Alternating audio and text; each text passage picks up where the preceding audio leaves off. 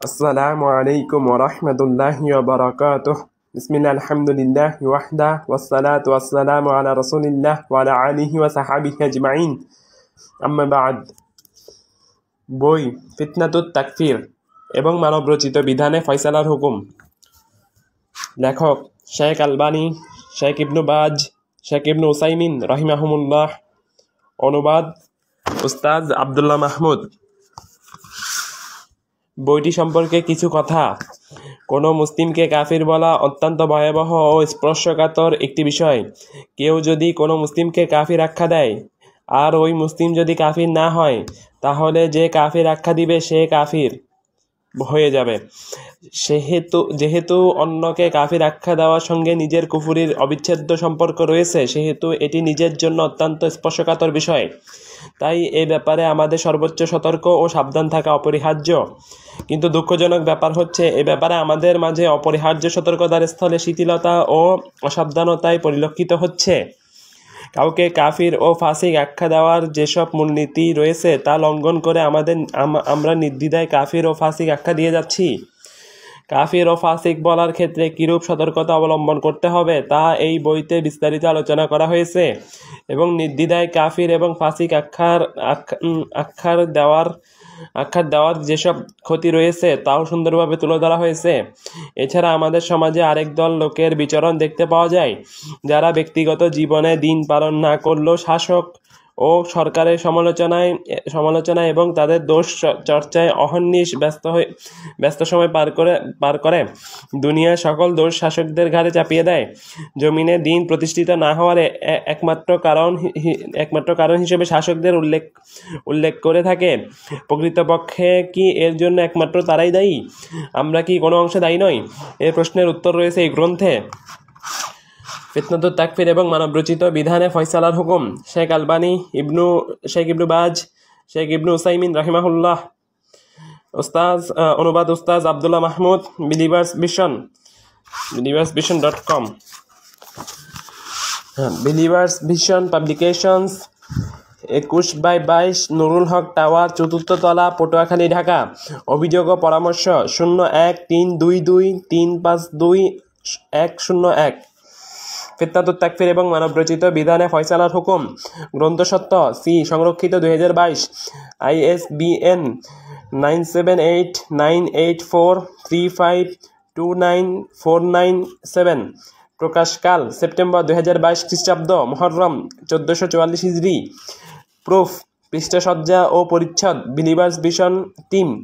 মুদ্রণ ও বাধাই সহযোগিতা believers graphic design and printing solution.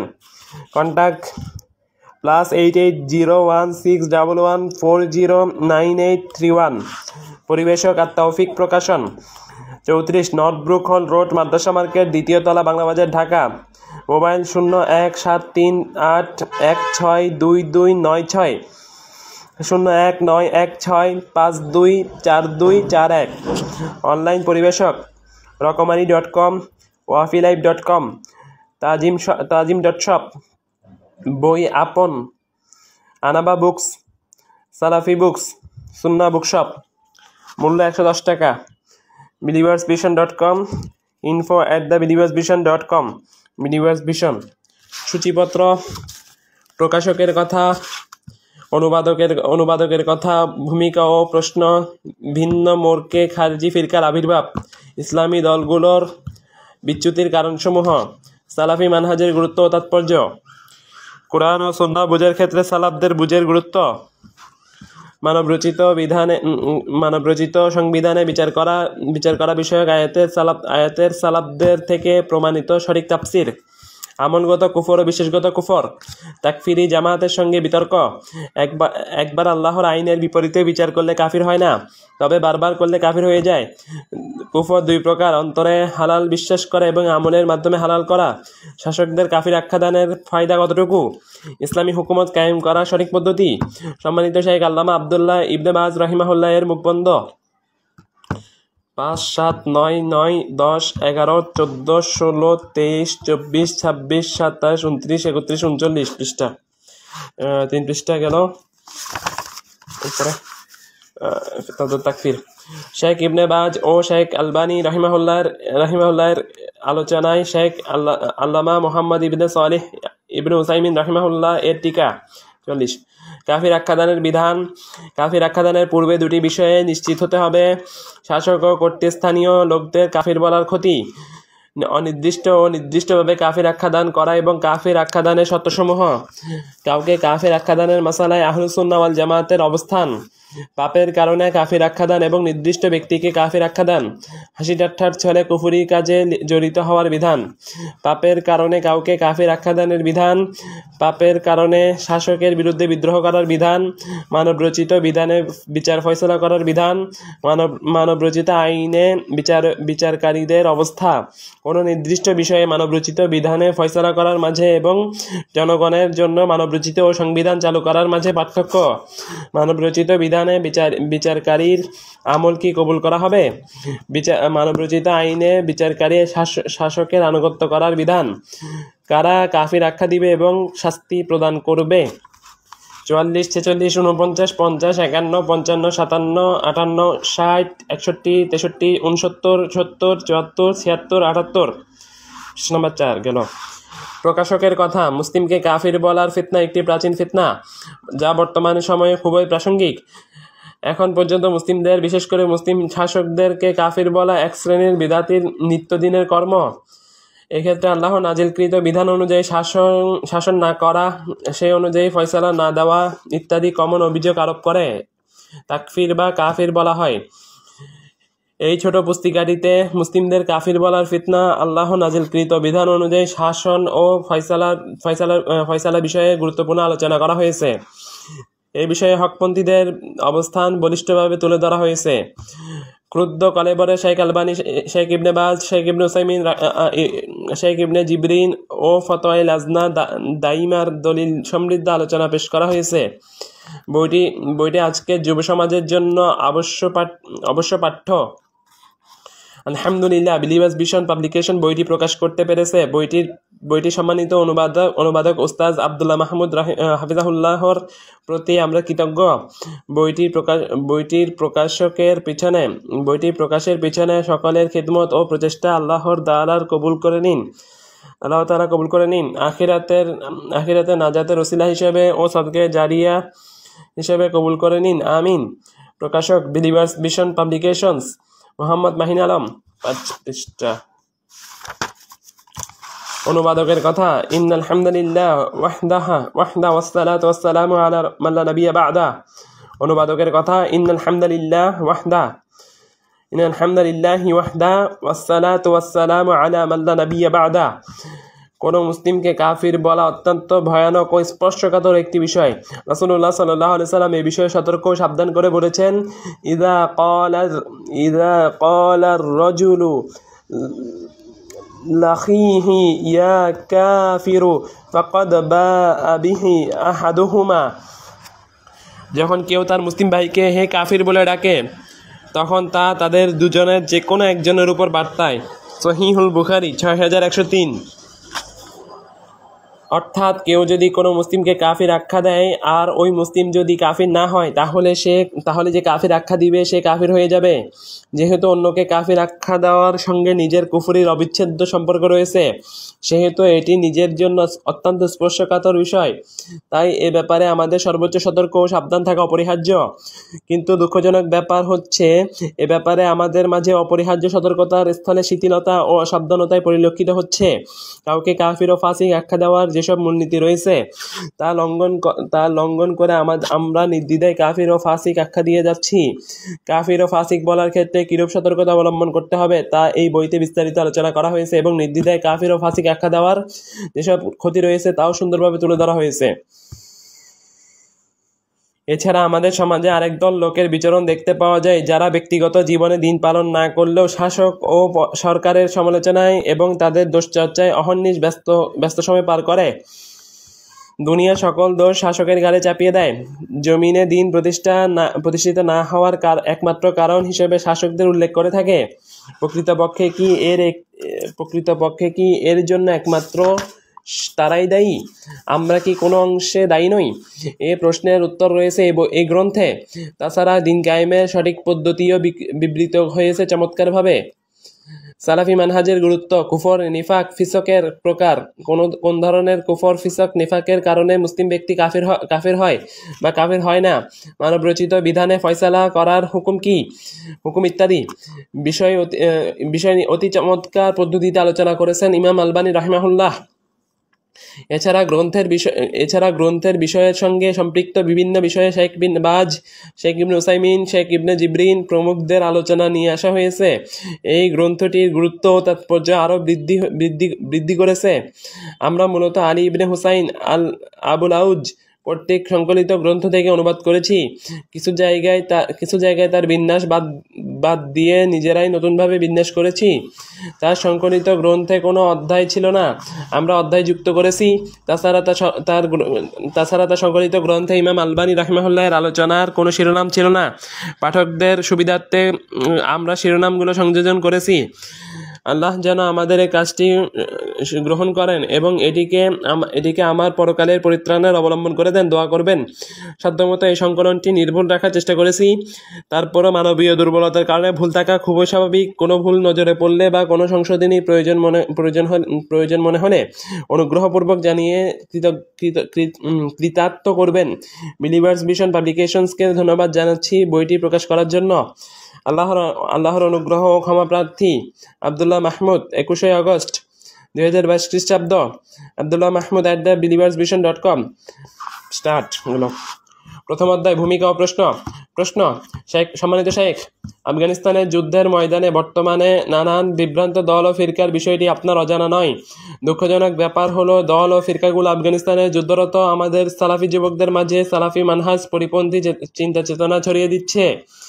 যেমন শাসকদের কাফির বলা, তাদের দাবি অনুযায়ী গুপ্ত হত্যার মতো হারানো সুন্নতকে পুনরুজ্জীবিত করা। সালাফি যুবকরা জিহাদের পর তাদের দেশে ফিরে তাদের দেশের যুবকদের মাঝে এসব চিন্তা চেতনা ও সংশয়গুলো প্রচার করছে।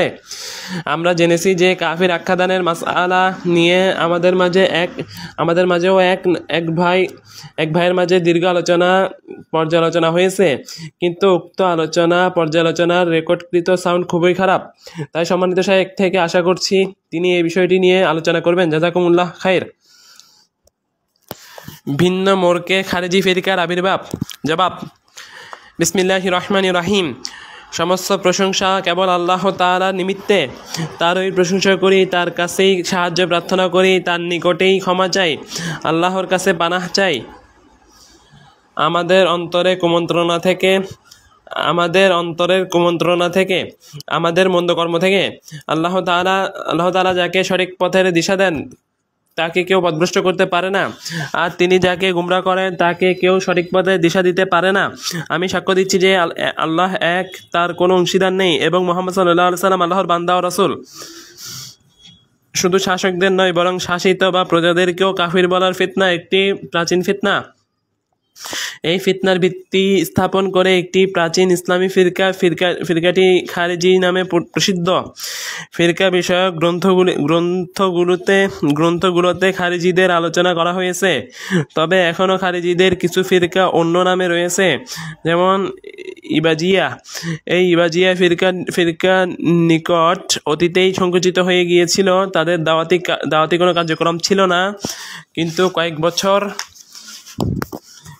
বছর থেকে তারা উদ্যমী হয়ে উঠেছে এবং এমন কিছু পুস্তিকা ও আকিদা প্রচার করছে যেগুলো প্রাচীন খারিজিদের হুবহু সাদৃশ। তারা এমন প্রচারণা চালালেও শিয়াদের একটি নীতির মাধ্যমে নিজেদেরকে গোপন রাখছে। শিয়াদের সেই নীতিটি হলো তাকিয়া। 2. শিয়াদের নিকট তাকিয়া বলতে বোঝায় অন্যদের সামনে নিজেদের মনোভাব ও আদর্শ গোপন রেখে বাইরে তার বিপরীত মনোভাব ও আদর্শ প্রকাশ করা। অনুবাদক, তারা বলে, আমরা খারিজি নই। আপনারা সবাই জানেন যে নাম পরিবর্তন করলেই মূল জিনিসের বাস্তবতা পরিবর্তন হয়ে যায় না। বড় গুনাহেতে লিপ্ত ব্যক্তিকে খারেজিরা যেমন কাফির বলতো, এরাও তাদের মতোই বড় গুনাহে লিপ্ত ব্যক্তিকে কাফির বলে। ইসলামী দলগুলোর বিচ্যুতির কারণসমূহ।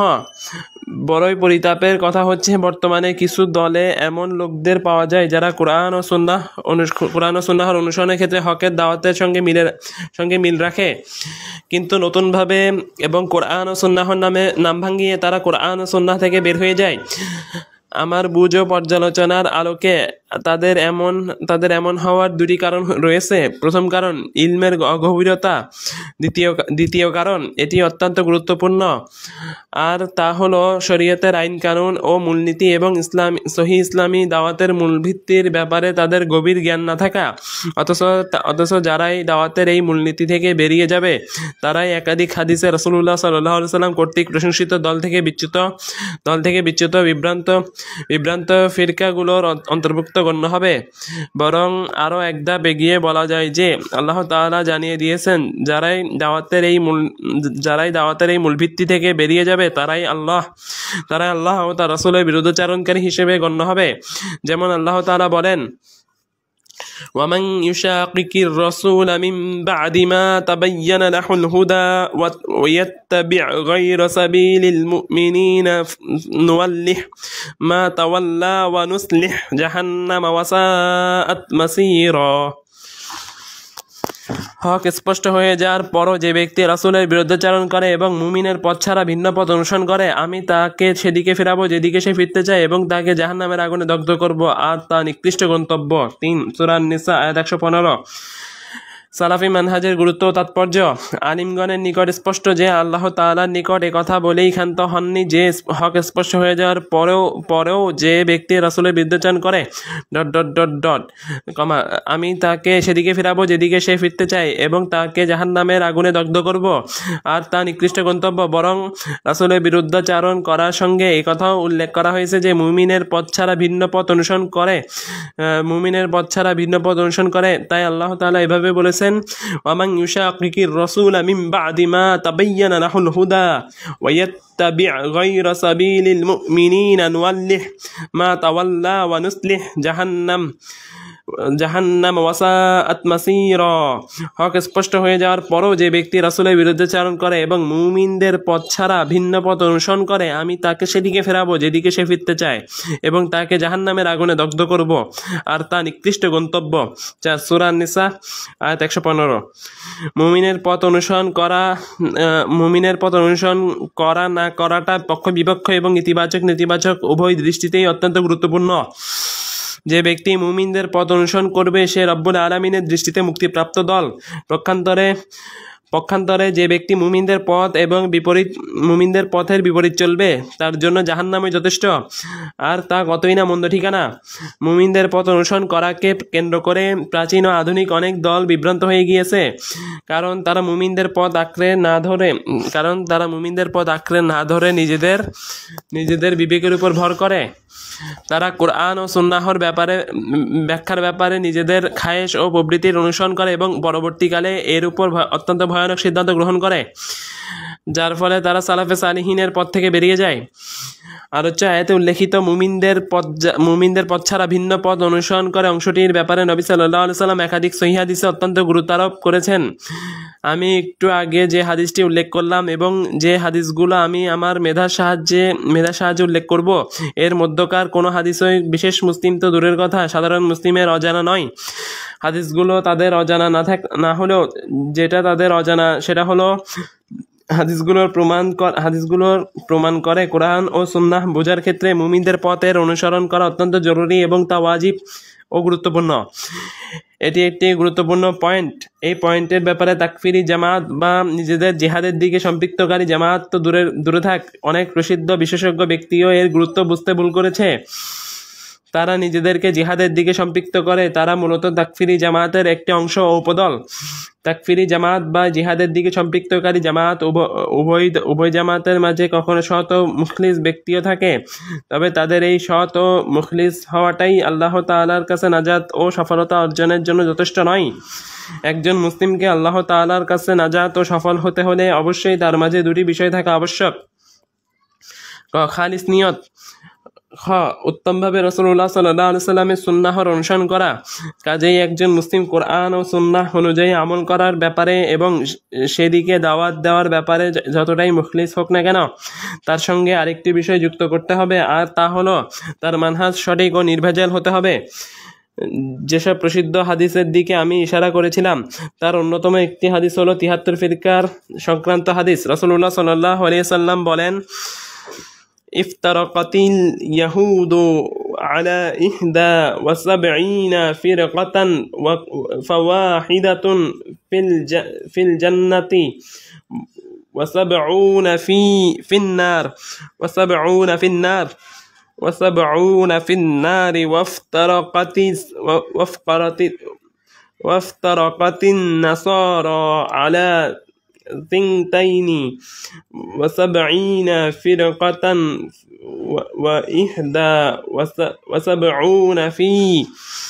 وسبعون في النار وواحدة في الجنة والذي نفس محمد بيده لتفترقن أمتي على 73 فرقة فواحدة في الجنة وثنتان وسبعون في النار. قيل يا رسول الله من هم؟ قال الجماعة.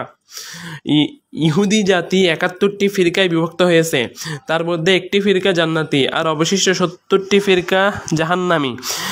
খ্রিস্টানরা ৭২টি ফিরকায় বিভক্ত হয়েছে, তার মধ্যে ৭১টি ফিরকা জাহান্নামী এবং একটি ফিরকা জান্নাতি। সেই মহান সত্তার শপথ যার হাতে মুহাম্মদের প্রাণ, অবশ্যই আমার উম্মত ৭৩টি ফিরকায় বিভক্ত হবে, আর তার মধ্যে একটি মাত্র ফিরকা হবে জান্নাতি আর অবশিষ্ট ৭২টি হবে জাহান্নামী। বলা হলো, হে আল্লাহ রাসূল, কোন ফিরকাটি জান্নাতি? তিনি বলেন, জামাত। ৫ সুনান ইবনে মাজাহ ৩৯৯২, হাদিসটি সহিহ। সুনান ইবনে মাজাহ ৩৯৯২। অন্য বর্ণনায় রয়েছে, যার উপর আমি আর আমার সাহাবী রয়েছে। ৬ মুসনাদ আহমদ ১১৭৯৮, সুনান ইবনে মাজাহ ৩৯৯৩, সুনানুত তিরমিজি ২৬৫১। আমরা দেখতে পাচ্ছি নবী সাল্লাল্লাহু আলাইহি সাল্লাম নাজাতপ্রাপ্ত জান্নাতি ফিরকার ব্যাপারে যা বলেছেন তা আল্লাহ তাআলার উপরিউক্ত বাণী মুমিনদের পথ ছাড়া ভিন্ন পথ অনুসরণ করে এর সঙ্গে সম্পূর্ণ সামঞ্জস্যপূর্ণ। সুতরাং আয়াতে উল্লেখিত ব্যাপক শব্দ মুমিনদের মাঝে সর্বপ্রথম অন্তর্ভুক্ত হবেন সাহাবীগণ। নবী সাল্লাল্লাহু আলাইহি সাল্লাম কেবল এতটুকুই বলা যথেষ্ট মনে করেননি যে যার উপর আমি রয়েছি, অথচ বাস্তবে তা একটি পরিপূর্ণ ও যথেষ্ট জবাব হতো। সেসব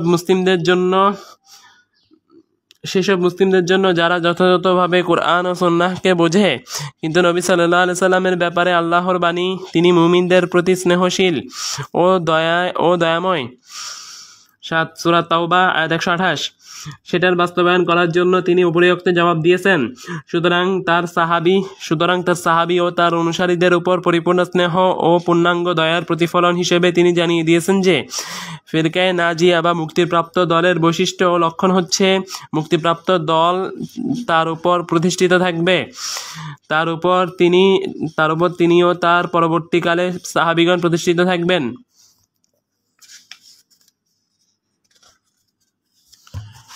কোরআন ও সুন্নাহ বোঝার ক্ষেত্রে সালাফদের বুঝের গুরুত্ব। সুতরাং আমরা বলতে পারি সামগ্রিকভাবে সকল মানুষের জন্য জায়েজ নয় এবং খাসভাবে দায়ীদের জন্য জায়েজ নয় যে কোরআন ও সুন্নাহ বোঝার জন্য কেবল আরবি ভাষা জানা ও নাসিক মানসুক বোঝার মতো অন্যান্য আবশ্যকীয় মাধ্যমের উপরেই কেবল নির্ভর করা, বরং সবকিছুর পূর্বে সেই দিকে ফিরে যেতে হবে এবং তার উপরেই নির্ভর করতে হবে যার উপর সাহাবীগণ ছিলেন। কারণ তাদের আশার ও জীবন চরিত্র থেকে প্রমাণ হয় তারা ছিলেন ইবাদতের ক্ষেত্রে সবচেয়ে খালিস এবং কিতাব ও সুন্নাহর বোঝার ক্ষেত্রে সবচেয়ে জ্ঞানী। এছাড়াও তাদের আরও অনেক প্রশংসনীয় গুণাবলী রয়েছে। উপরিউক্ত হাদিসটি ফলাফল ও ফায়দার দিক থেকে সুনান গ্রন্থে বর্ণিত খোলাফায়ে রাশিদিন সংক্রান্ত হাদিসের সঙ্গে সম্পূর্ণ মিল রয়েছে। হাদিসটি ইরবাজ ইবনে সারিয়া রাদিয়াল্লাহু আনহু বর্ণনা করেছেন। তিনি বলেন, صلى بنا رسول الله صلى الله عليه وسلم ذات يوم ثم أقبل علينا فوعظنا موعظة بليغة ذرفت منها العيون ووجلت منها القلوب. فقال قائل يا رسول الله كأن هذه موعظة مودع فماذا تعهد إلينا؟ فقال أوصيكم بتقوى الله والسمع والطاعة وإن عبدا حبشيا فإنه من يعش منكم بعدي فسيرى اختلافا كثيرا فعليكم بسنتي وسنة الخلفاء المهديين الراشدين تمسكوا بها وعدوا عليها بالنواجذ وإياكم ومحدثات الأمور فإن كل محدثات بدعة وكل بدعة ضلالة। একদিন রাসূলুল্লাহ সাল্লাল্লাহু আলাইহি সাল্লাম আমাদেরকে সঙ্গে নিয়ে সালাত আদায় করলেন। সালাত শেষে আমাদের দিকে ফিরে আমাদের উদ্দেশ্যে জ্বালাময়ী ভাষণ দিলেন। ভাষণ শুনে চোখগুলো অশ্রুসিক্ত হলো এবং অন্তরগুলো বিগলিত হলো। তখন এক ব্যক্তি বললেন, হে আল্লাহ রাসূল, এ যেন বিদায়ী ভাষণ, অতএব আপনি আমাদেরকে কি নির্দেশ দিবেন?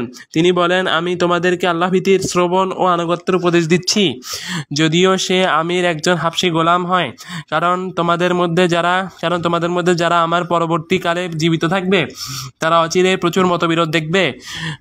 তখন তোমরা অবশ্যই আমার সুন্নাহ এবং আমার হিদায়াতপ্রাপ্ত খলিফাগণের সুন্নাহ অনুসরণ করবে। তা দাঁত দিয়ে কামড়ে আঁকড়ে থাকবে। সাবধান ধর্মের প্রতিটি নব আবিষ্কার সম্পর্কে, কারণ প্রতিটি নব আবিষ্কার বিদাত আর প্রতিটি বিদাত ভ্রষ্টতা। 8 নম্বর দলিল, সুনান আবি দাউদ 4607, সুনান তিরমিজি 2676, হাদিসটি সহিহ। এই হাদিস এবং পূর্বোক্ত হাদিসে নবী সাল্লাল্লাহু আলাইহি সাল্লামের জবাব থেকে আমাদের মূল প্রতিপাদ্য হচ্ছে তিনি তার উম্মাহকে ও তার সাহাবীদেরকে তার সুন্নাহ আঁকড়ে ধরতে উৎসাহিত করেছেন। এরপর তিনি শুধু তার সুন্নাহকে আঁকড়ে ধরাতে সীমাবদ্ধ থাকেননি, বরং বলেছেন আমার হেদায়েতপ্রাপ্ত খলিফাগণের সুন্নাহ অনুসরণ করবে, তা দাঁত দিয়ে কামড়ে আঁকড়ে থাকবে। সুতরাং আমরা যদি আমাদের আকীদা, ইবাদত, আখলাক, চালচলন প্রভৃতি বুঝতে চাই, তাহলে সর্বদা আমাদেরকে এই মূল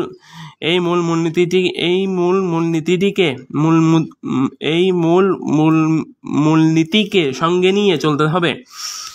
অতএব কেউ যদি মুক্তিপ্রাপ্ত দলের অন্তর্ভুক্ত হতে চায়, তাহলে মুসলিমদের জন্য আবশ্যকীয় এইসব বিষয় বোঝার জন্য সালাফে সালিহিনের মানহাজের দিকে ফিরে যাওয়া ছাড়া অন্য কোনো রাস্তা নেই। পূর্বের আয়াতের মর্ম ও খোলাফায়ে রাশিদিন সংক্রান্ত হাদিসে তাৎপর্য এর দিকে ভ্রুক্ষেপ না করার ও গুরুত্ব না দেওয়ার কারণে নতুন ও পুরাতন সকল ফিরকা ও জামাত বিভ্রান্ত হয়ে গিয়েছে। সুতরাং স্বতঃসিদ্ধ বিষয় হচ্ছে কোরআন, সুন্নাহ ও সালাফে সালিহিনের মানহাজ থেকে তাদের পূর্ববর্তীরা যেমন বিচ্যুত হয়ে গিয়েছিল, বর্তমানে প্রশ্নে উল্লেখিত ব্যক্তিরাও বিচ্যুত হয়ে যাবে। মানবরচিত সংবিধানে বিচার করা বিষয়ক আয়াতের সালাফদের থেকে প্রমাণিত সঠিক তাফসির। বর্তমান ও পূর্ব যুগে যারা বিচ্যুত হয়ে গিয়েছে তাদের অন্যতম হলো খারিজিরা। বর্তমান যুগে কাউকে কাফির বলার পক্ষে যে দলিলের পাশে সবসময় মৌমাছির মতো ভনভন করা হয়, তা হলো আল্লাহ তাআলার বাণী। আউযু বিল্লাহি মিনাশ শাইতানির রাজিম। ওয়া মান লাম ইয়াহকুম বিমা আনজালাল্লাহু ফাউলাইকা হুমুল কাফিরুন। আর আল্লাহ যা নাজিল করেছেন সে অনুযায়ী যারা বিধান দেয় না তারাই কাফির। 9 সূরা মাইদা আয়াত 144। আমরা সবাই জানি যে আয়াতটি কয়েকবার এসেছে এবং 3 শব্দে আয়াতটি শেষ করা হয়েছে। যেমন প্রথম শব্দ কাফির, ওয়ামান লাম ইয়াহকুম বিমা আনজালাল্লাহু ফাউলাইকা হুমুল কাফিরুন। আর আল্লাহ যা নাজিল করেছেন সে অনুযায়ী যারা বিধান দেয় না তারাই কাফির। 10 সূরা মাইদা আয়াত 44।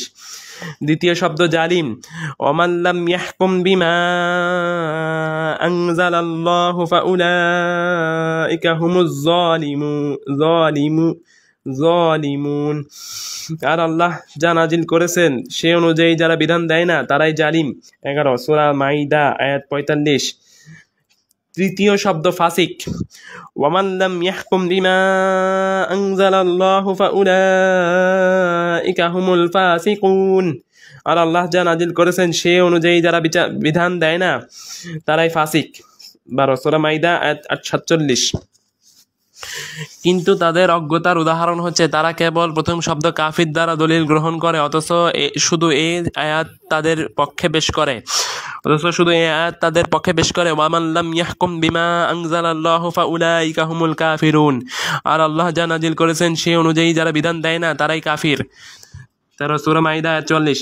অথচ তাদের উচিত ছিল কমপক্ষে যেসব দলিলে কুফর শব্দ ব্যবহার করা হয়েছে সেগুলোকে কষ্ট করে হলেও একত্রিত করা, কিন্তু তারা এমনটি করেনি।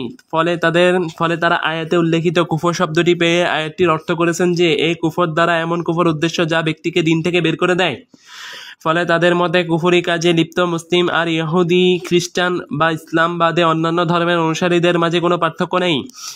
অথচ কুফরের শব্দের যে অর্থের পাশে তারা সবসময় ভনভন করে, কোরআন ও সুন্নাহতে কুফর শব্দটি সবসময় সেই অর্থে ব্যবহার করা হয়নি।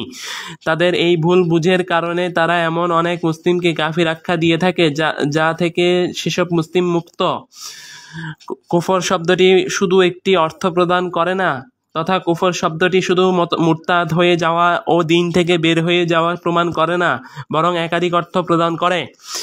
এই কুফর শব্দটির অবস্থা যেমন সূরা মাইদার অন্য 2 আয়াতে বর্ণিত ফাসিক ও জালিম শব্দদ্বয়ের অবস্থা।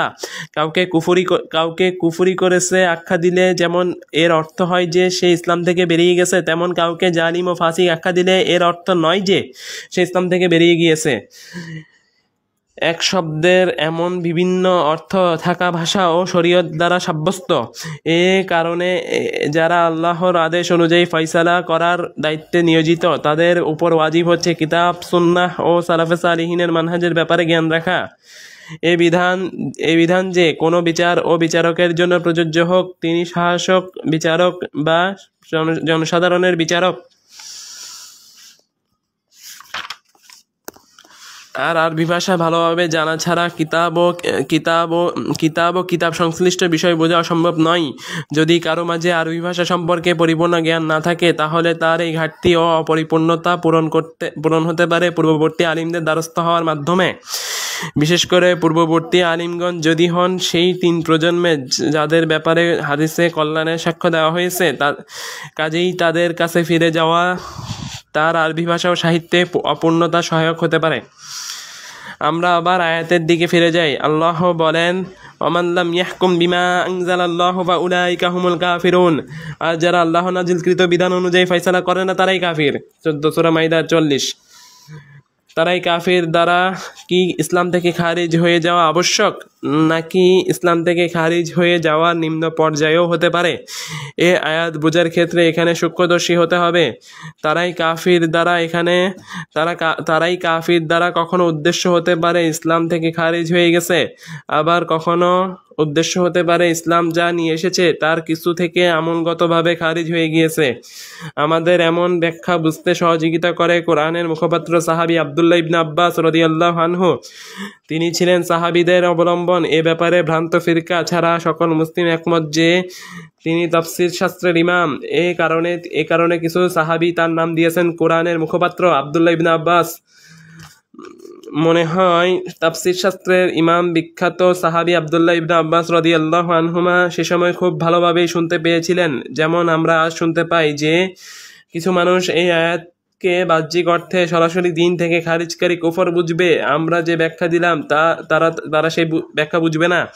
আমাদের ব্যাখ্যা হলো কখনো কাফির দ্বারা উদ্দেশ্য হয় ইসলাম থেকে বহির্ভূত মুরতাদ, আর কখনো তা দ্বারা ইসলাম থেকে বহির্ভূত মুরতাদ বোঝায় না।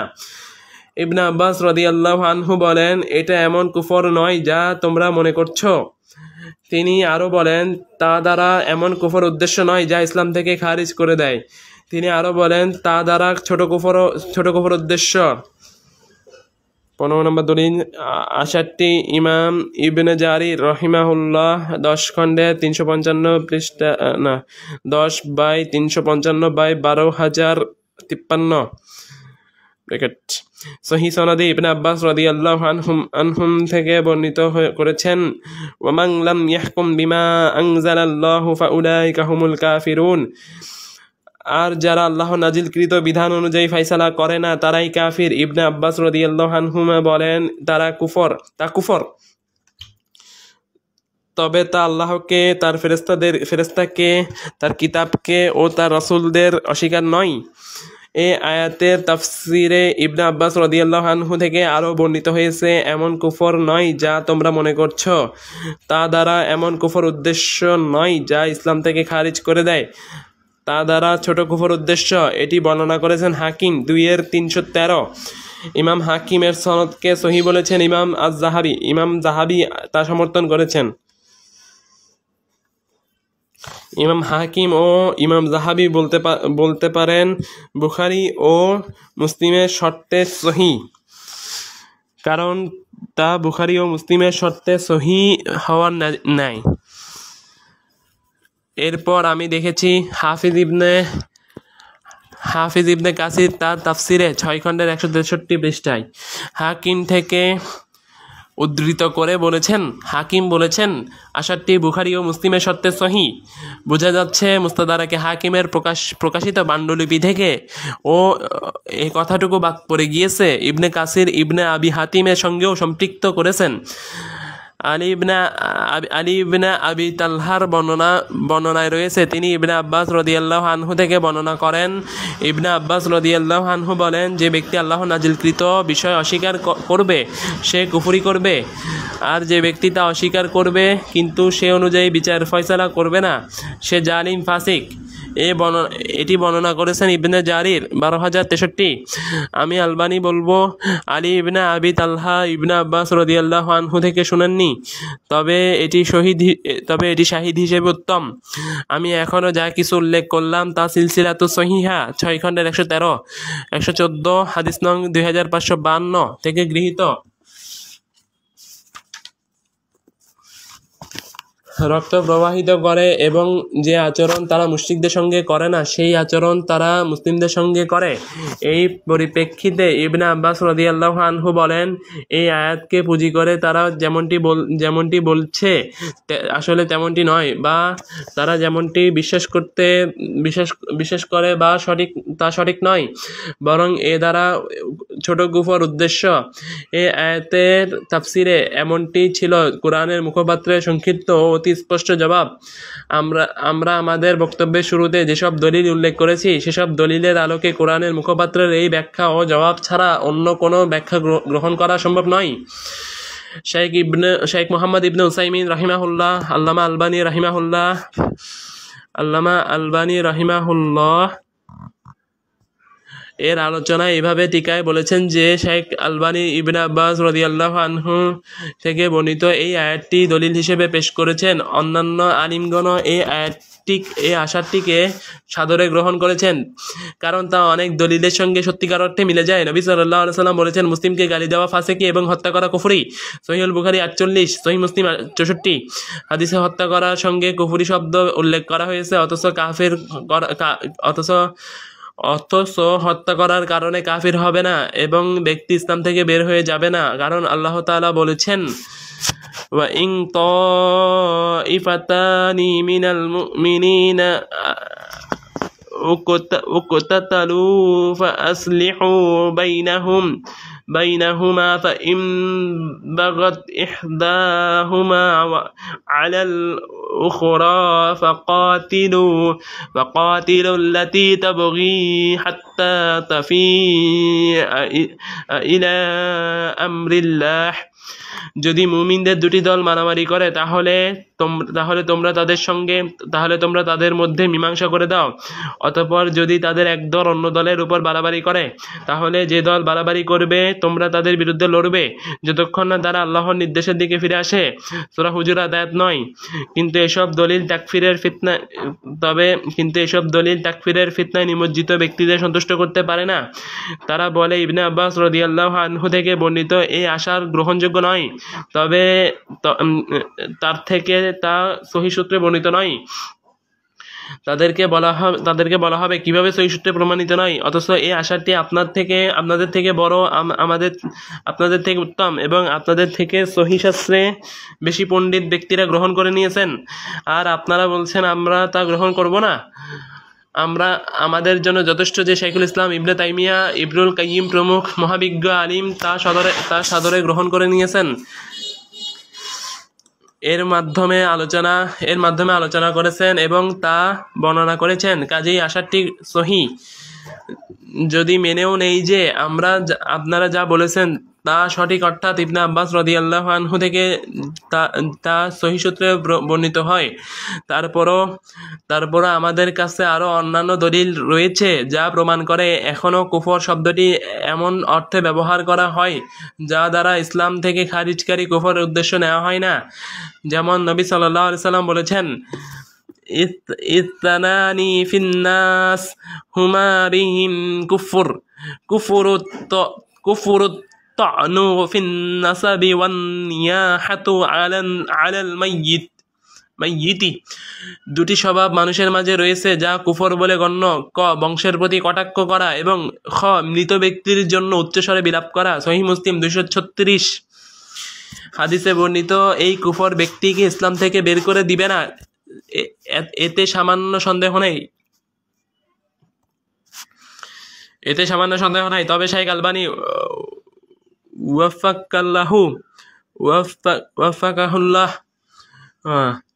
ওয়াফাকাহুল্লাহ আলোচনার শুরুতে যা বলেছেন আসল ঘটনা তাই। তিনি বলেছেন, প্রথম কারণ ইসলামের অগভীরতা, দ্বিতীয় কারণ এটি অত্যন্ত গুরুত্বপূর্ণ, আর তা হলো শরীয়তের আইন কানুন ও মূলনীতি এবং সহিহ ইসলামী দাওয়াতের মূলভিত্তির ব্যাপারে তাদের গভীর জ্ঞান না থাকা। এটাই তাদেরকে এমন ভ্রষ্ট থেকে আবশ্যক করে দিয়েছে। এর সঙ্গে আমি আরেকটি বিষয় যোগ করছি, তা হলো খারাপ লক্ষ্য ও ইচ্ছা, যার কারণে খারাপ বুঝ সৃষ্টি হচ্ছে। কারণ কোনো মানুষ যদি কোনো কিছুর ইচ্ছা করে এবং তা লক্ষ্য হিসেবে নির্ধারণ করে, তখন আবশ্যকীয়ভাবে তার বুঝ তার ইচ্ছা ও লক্ষ্যের দিকে প্রত্যাবর্তন করে। এরপর সে অনুযায়ী দলিলসমূহকে বিকৃত করে। এই জন্য আলিমদের কাছে প্রসিদ্ধ মূলনীতি হচ্ছে, তারা বলে থাকেন, গঠন বা নির্মাণ করার পর দলিল খুঁজবে না, অন্যথায় তুমি পথভ্রষ্ট হয়ে যাবে। মোট কথা, তাদের এমন বিভ্রান্তির কারণ তিনটি। প্রথম কারণ ইসলামের অগভীরতা, দ্বিতীয় কারণ এটি অত্যন্ত গুরুত্বপূর্ণ, আর তা হলো শরীয়তের আইন কানুন ও মূলনীতি এবং সহিহ ইসলামী দাওয়াতের মূলভিত্তির ব্যাপারে তাদের গভীর জ্ঞান না থাকা, তৃতীয় কারণ খারাপ ইচ্ছা ও লক্ষ্যের উপর নির্মিত খারাপ বুঝ।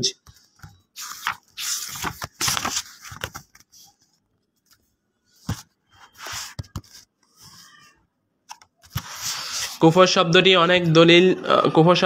অনেক দলিলে উল্লেখ রয়েছে, যেসব দলিলের এমন ব্যাখ্যা করা সম্ভব নয় যে ব্যাখ্যা আধুনিক যুগে তারা করে থাকে। কুফর শব্দের ব্যাখ্যা ইসলাম থেকে বের হয়ে যাওয়া করা সম্ভব নয়। যেমন বুখারী ও মুসলিমের হাদিসে এসেছে, আব্দুল্লাহ ইবনে মাসউদ রাদিয়াল্লাহু আনহু থেকে বর্ণিত, রাসূলুল্লাহ সাল্লাল্লাহু আলাইহি সাল্লাম বলেন, মুসলিমকে গালি দেওয়া ফাসিক এবং হত্যা করা কুফরি। 17 সহিহুল বুখারী 48, সহিহ মুসলিম 64।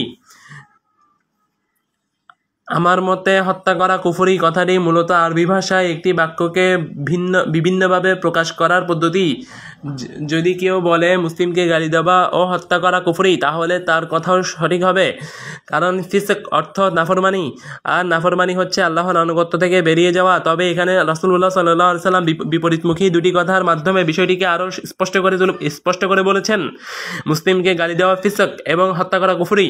তাই আমরা হাদিসটির প্রথম বাক্য মুসলিমকে গালি দেওয়া ফিসকে উল্লেখিত ফিসক শব্দটিকে উলাইকা হুমুল ফাসিকুন, অর্থাৎ তারাই হলো ফাসিক, এ আয়াতে 18 সূরা মাইদা 47 বর্ণিত ফিসক শব্দ দ্বারা ব্যাখ্যা করতে পারি। অতএব তারাই হলো ফাসিক এবং মুসলিমকে গালি দেওয়া ফিস্ক।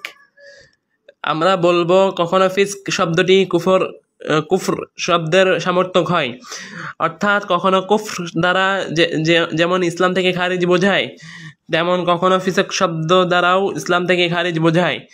আবার কখনো এদিক থেকেও সমর্থক হয় যে উভয় শব্দ দ্বারা ইসলাম থেকে খারিজ বোঝায় না। কোরআনের মুখপাত্র ইবনে আব্বাস রাদিয়াল্লাহু আনহু এই অর্থে ছোট কুফর উদ্দেশ্য নিয়েছেন। হাদিসটি এই মতকে শক্তিশালী করে যে কুফর কখনো ছোট কুফর অর্থে ব্যবহার হয়। কারণ কি? কারণ আল্লাহ তাআলা প্রসিদ্ধ আয়াতে বলেছেন, وَإِن طَائِفَتَانِ مِنَ الْمُؤْمِنِينَ اقْتَتَلُوا فَأَصْلِحُوا بَيْنَهُمَا فَإِن بَغَتْ إِحْدَاهُمَا على الأخرى فقاتلوا التي تبغي حتى تفيء إلى أمر الله। যদি মুমিনদের দুটি দল লড়াই করে তাহলে তোমরা তাদের মধ্যে মীমাংসা করে দাও। অতঃপর যদি তাদের এক দল অন্য দলের উপর বাড়াবাড়ি করে, তাহলে যে দল বাড়াবাড়ি করবে তোমরা তার বিরুদ্ধে লড়বে যতক্ষণ না তারা আল্লাহর নির্দেশের দিকে ফিরে আসে। সূরা হুজুরাত আয়াত 9। এই আয়াতে আল্লাহ তাআলা হকপন্থী দলের বিরুদ্ধে বাড়াবাড়িকারী দলকে মুমিন বলেছেন। আল্লাহ তাআলা এই দলকে কাফির বলেননি, অথচ হাদিসে লড়াই করাকে কুফরি আখ্যা দেওয়া হয়েছে, আমলগত কুফর ও বিশেষগত কুফর। কাজেই হাদিসে বর্ণিত তাকে হত্যা কুফরি বাক্যে কুফর দ্বারা ছোট কুফর উদ্দেশ্য, যেমনটি আব্দুল্লাহ ইবনে আব্বাস রাদিয়াল্লাহু আনহু উপযুক্ত আয়াতের তাফসিরে বলেছেন। অতএব মুসলিমদের বিরুদ্ধে আরেক মুসলিমের যুদ্ধ সীমালঙ্ঘন বাড়াবাড়ি হচ্ছে ফিসক ও কুফর। তবে এখানে কুফর দ্বারা আমলগত কুফর উদ্দেশ্য, তবে কখনো তা আকীদাগত বিশেষগত কুফর হতে পারে। এ ব্যাপারে সূক্ষ্ম পার্থক্যের কথা আলোচনা করেছেন প্রকৃত শাইখুল ইসলাম ইমাম ইবনে তাইমিয়া রাহিমাহুল্লাহ এবং তার সুযোগ্য ছাত্র ইবনে কাইয়িম আল জাওজিয়া রাহিমাহুল্লাহ। কোরআনের মুখপাত্র ইবনে আব্বাস রাদিয়াল্লাহু আনহু সংক্ষিপ্তভাবে কুফরের ভাগের যে পতাকা উড্ডীন করেছেন তা বিস্তারিত তুলে ধরতে উভয়ের অবদান অনেক বড়। ইবনে তাইমিয়া ও তার ছাত্র ইবনুল কাইয়িম আল জাওজিয়া রাহিমাহুল্লাহ সর্বদা আমলগত কুফর ও বিশেষগত কুফরের মাঝে বিভাজন করাকে অত্যন্ত গুরুত্ব দিতেন। অন্যথা মুসলিমরা তাদের অজান্তেই শাসকদের বিরুদ্ধে বিদ্রোহের ফিতনায় জড়িয়ে যেত, যেমনটি অতীতের খারিজি এবং তাদের তল্পিবাহকরা বর্তমানে জড়িত। তাকে হত্যা করা কুফরি বাক্যে কুফর দ্বারা রাসূলুল্লাহ সাল্লাল্লাহু আলাইহি ওয়াসাল্লাম ইসলাম থেকে বের হয়ে যাওয়া উদ্দেশ্য নেননি। এ বিষয়ে অনেক হাদিস রয়েছে। কেউ যদি সেসব হাদিস সংকলন করেন তাহলে অনেক উপকারী একটি বই হবে এবং তাদের বিরুদ্ধে অখণ্ডনীয় দলিল হবে। তারা উপযুক্ত আয়াতকে পুঁজি করে ব্যাখ্যা করে যে আয়াতে কুফর বলতে বিশেষগত কুফর, অথচ এমন অনেক স্পষ্ট দলিল রয়েছে যেসব দলিলে কুফর দ্বারা ইসলাম থেকে খারিজকারী কুফর উদ্দেশ্য নেওয়া হয়নি।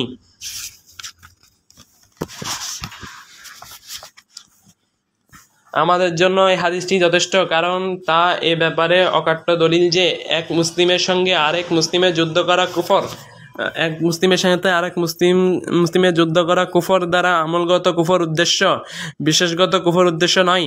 আমরা যদি তাকফিরি জামাতের দিকে ফিরে যাই এবং শাসক ও তাদের অধীন সহ তাদের নেতৃত্বে যারা বসবাস করে তাদেরকে এই তাকফিরি দল কর্তৃক তাকফির করা নিয়ে চিন্তা করি, তাহলে দেখতে পাই যে তাদের তাকফির করার কারণ হচ্ছে পাপ কাজে জড়িত ব্যক্তিকে পাপের কারণে কাফির মনে করা। শেখ ইবনে উসাইমিন রাহিমাহুল্লাহ বলেন, আল্লাহর কাছে ক্ষমা চাই। তাকফিরি জামাতের সঙ্গে বিতর্ক। ভাই ইব্রাহিমের প্রশ্নের পরিপ্রেক্ষিতে মনে পড়ল তাকফিরি জামাতের কিছু লোক থেকে আমি এমনটি শুনেছিলাম। পরবর্তীকালে আল্লাহ তাদেরকে হেদায়েত করেছেন। আমি তাদেরকে বলেছিলাম, আপনারা কিছু শাসককে কাফির বলে থাকেন, তবে আপনারা কেন মসজিদের ইমাম, মসজিদের খতিব, মসজিদের মুয়াজ্জিন ও মসজিদের খাদিমদের কাফির বলেন? হ্যাঁ, কেন আপনারা ইসলামী উচ্চ মাধ্যমিক ও বিশ্ববিদ্যালয়ের শিক্ষকদের কাফির বলেন? জবাবে তারা বলে, এরাও সেসব বিচারকের বিচারে সন্তুষ্ট যারা মানবরচিত সংবিধান অনুযায়ী ফয়সালা করে। ওহে জামাত, শুনে রাখো, মানবরচিত বিধান অনুযায়ী ফয়সালার প্রতি তাদের এই সন্তুষ্টি যদি অন্তর থেকে হয়ে থাকে তাহলে তা আমলগত কুফর থেকে বিশেষগত কুফরে রূপান্তরিত হয়ে যায়। কোনো বিচারক কোনো বিচারক যদি মানবরচিত সংবিধান অনুযায়ী বিচার করেন, এই বিশ্বাস রেখে যে মানবরচিত সংবিধান বর্তমান যুগে উপযুক্ত, কোরআন সুন্নাহ নির্ভর সারয়ী সংবিধান বর্তমান যুগে উপযুক্ত নয়, তাহলে নিঃসন্দেহে তার এমন কুফর বিশ্বাসগত কুফর বলে গণ্য হবে, আমলগত কুফরে সীমাবদ্ধ থাকবে না। একইভাবে যারাই তাদের এমন বিচার কর্মে সন্তুষ্ট থাকবে তারাও এদের অন্তর্ভুক্ত হবে। আল্লামা আলবানী রাহিমাহুল্লাহ টিকায় বলেন, তারপরেও তারা আমাদেরকে বাতিলভাবে আধুনিক মুরজিয়া আখ্যা দেয়। তবে তবে যেসব বিচারক কাফির পশ্চিমা কোনো আইনে বা বেশ কিছু আইনে ফয়সালা করে, তাদেরকে আপনারা সরাসরি কাফির বলতে পারেন না।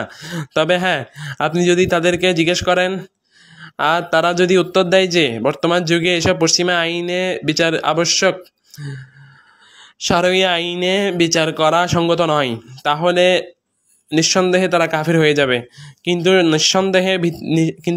সন্দেহের ভিত্তিতে একথা বলতে পারবেন না। তাদেরকে প্রশ্ন করলে তারা দিবে যে বর্তমান যুগে আল্লাহর আইন বিচার করার জন্য উপযুক্ত নয়, এমন বললে সন্দেহাতীতভাবে তারা কাফির হয়ে যাবে। আমরা যদি প্রজাদের নিয়ে কথা বলি তাহলেও দেখতে পাই তাদের মাঝে রয়েছেন আলিম, সৎবান্দা, ইত্যকার প্রকার।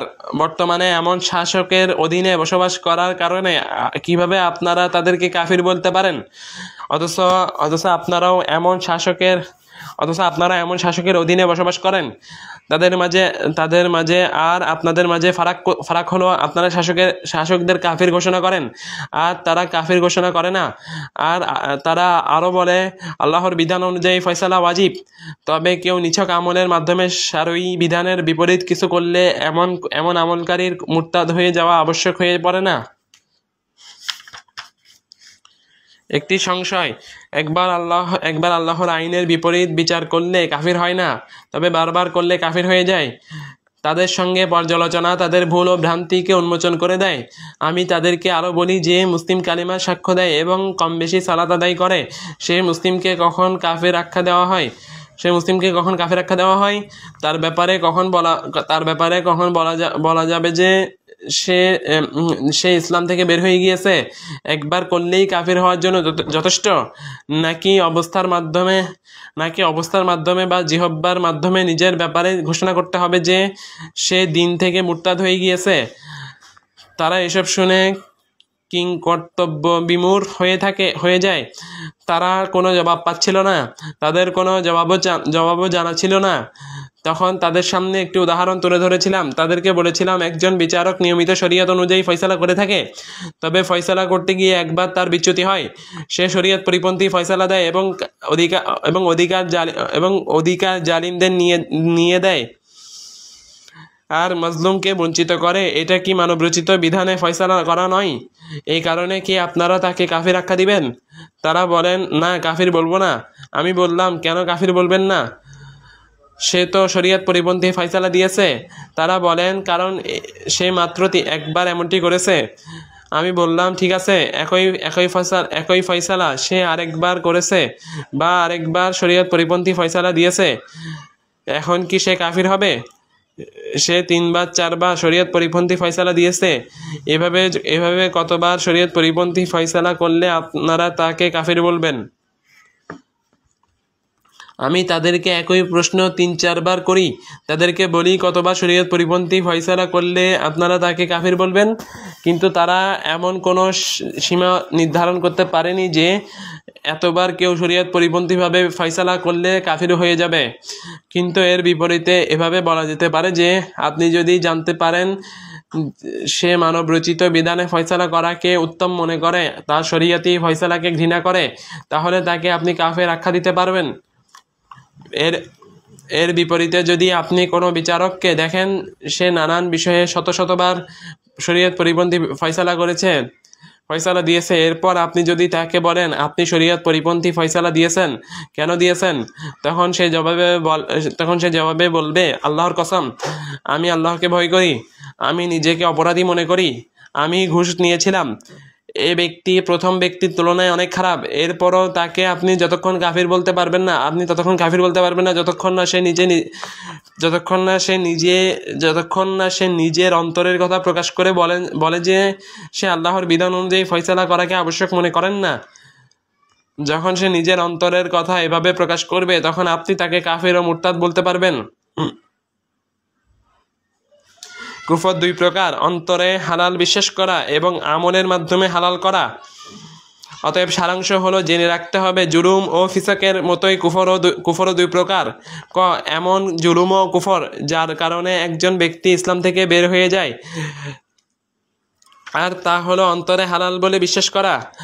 যে জুলুম ও কুফর ব্যক্তিকে ইসলাম থেকে বের করে দেয় না, আর তা হলো আমলের মাধ্যমে হালাল করা। প্রত্যেক পাপী ও নাফরমানি, বিশেষ করে আজকের যুগে সুদকে যেভাবে কর্মের মাধ্যমে হালাল করে নেওয়া হয়েছে, এসব আমলগত কুফর নিছক পাপ কাজে জড়িত হওয়ার কারণে এবং আমলের মাধ্যমে হালাল করার কারণে এসব পাপীকে কাফির বলা আমাদের জন্য জায়েজ নয়। তবে কখনো যদি তাদের অন্তরে গহীনের কথা প্রকাশ পেয়ে যায় যে তারা আল্লাহ কর্তৃক হারামকৃত জিনিসকে হারাম বিশ্বাস করে না, তখন আমরা জানতে পারবো যে সেই বিশ্বাসগত বিরোধিতায় লিপ্ত হয়েছে। তখন আমরা তাদেরকে কাফির আখ্যা দিতে পারবো। আর যদি আমরা তা জানতে না পারি তাহলে তাদেরকে কাফির আখ্যা দেওয়ার কোনো পথ নেই। কারণ আমরা যদি এই সময় তাদেরকে কাফির আখ্যা দেই তাহলে আশঙ্কা রয়েছে আমরা হাদিসের বর্ণিত শাস্তির অন্তর্ভুক্ত হয়ে যাব। হাদিসে রাসূলুল্লাহ সাল্লাল্লাহু আলাইহি ওয়াসাল্লাম বলেছেন, যখন কেউ তার মুসলিম ভাইকে হে কাফির বলে ডাকে তখন তা তাদের দুজনে যে কোনো একজনের উপর বার্তায়। 22 সহিহুল বুখারী 6103, সহিহ মুসলিম 119।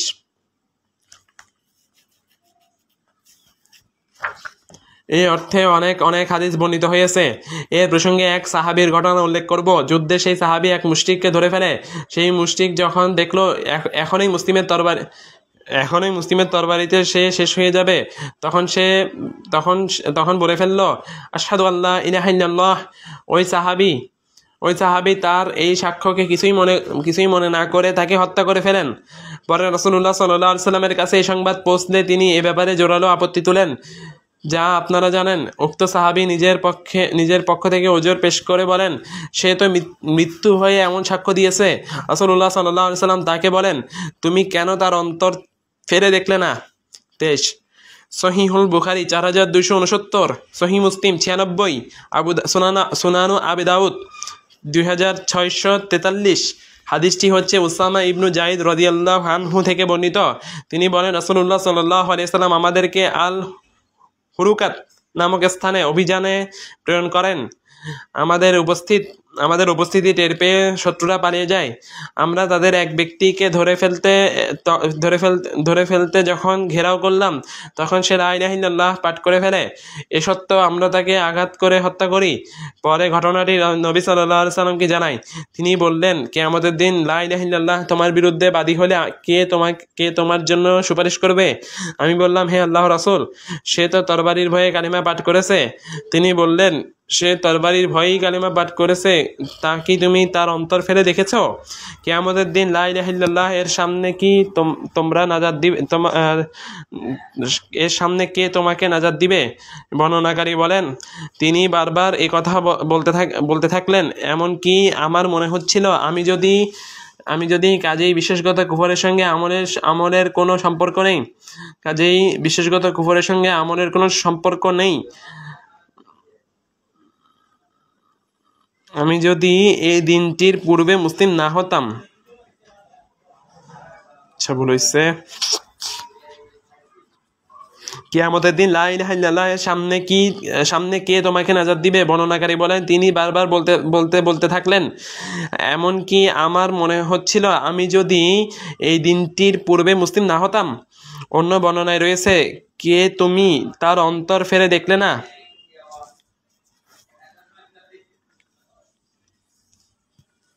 কাজেই বিশ্বাসগত কুফরের সঙ্গে আমলের কোনো সম্পর্ক নেই। আল্লামা আলবানী রাহিমাহুল্লাহ টিকায় বলেন, তবে এমন কিছু আমল রয়েছে যার সঙ্গে জড়িত ব্যক্তিকে কাফির বলা হবে, বিশ্বাসগত কুফরই গণ্য করে, কারণ তা এমন আমল যা একেবারেই নিশ্চিতভাবে কাফির প্রমাণ করে। তার এমন আমলটাই মুখ ফুটে নিজের কুফরি কথা প্রকাশ করার স্থলাভিষিক্ত হয়ে যায়। যেমন কেউ জেনে শুনে ইচ্ছাকৃতভাবে কোরআনকে পদদলিত করছে, বরং তার সম্পর্ক অন্তরের সঙ্গে।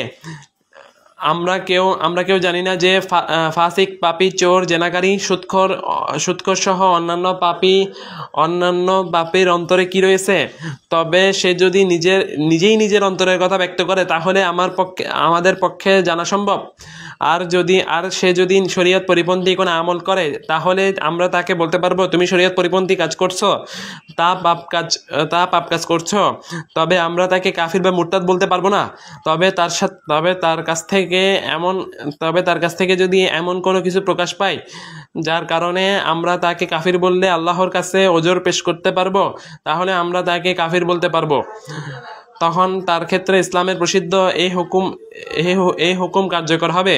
হুকুমটি হলো, রাসূলুল্লাহ সাল্লাল্লাহু আলাইহি সাল্লাম বলেন, যে তার দিন পরিবর্তন করে তাকে তোমরা হত্যা করো। সহিহুল বুখারী 2854। রাসূলুল্লাহ সাল্লাল্লাহু আলাইহি সাল্লাম বলেন, যে তার দিন পরিবর্তন করে তাকে তোমরা হত্যা করো, যে তার দিন পরিবর্তন করে তাকে তোমরা হত্যা করো। সহিহুল বুখারী 2854, সহিহুল বুখারী 2854, নাম্বার 29। পরের বিষয়, শাসকদের কাফির আখ্যাদানের ফায়দা কতটুকু। পড়ে ফেলি।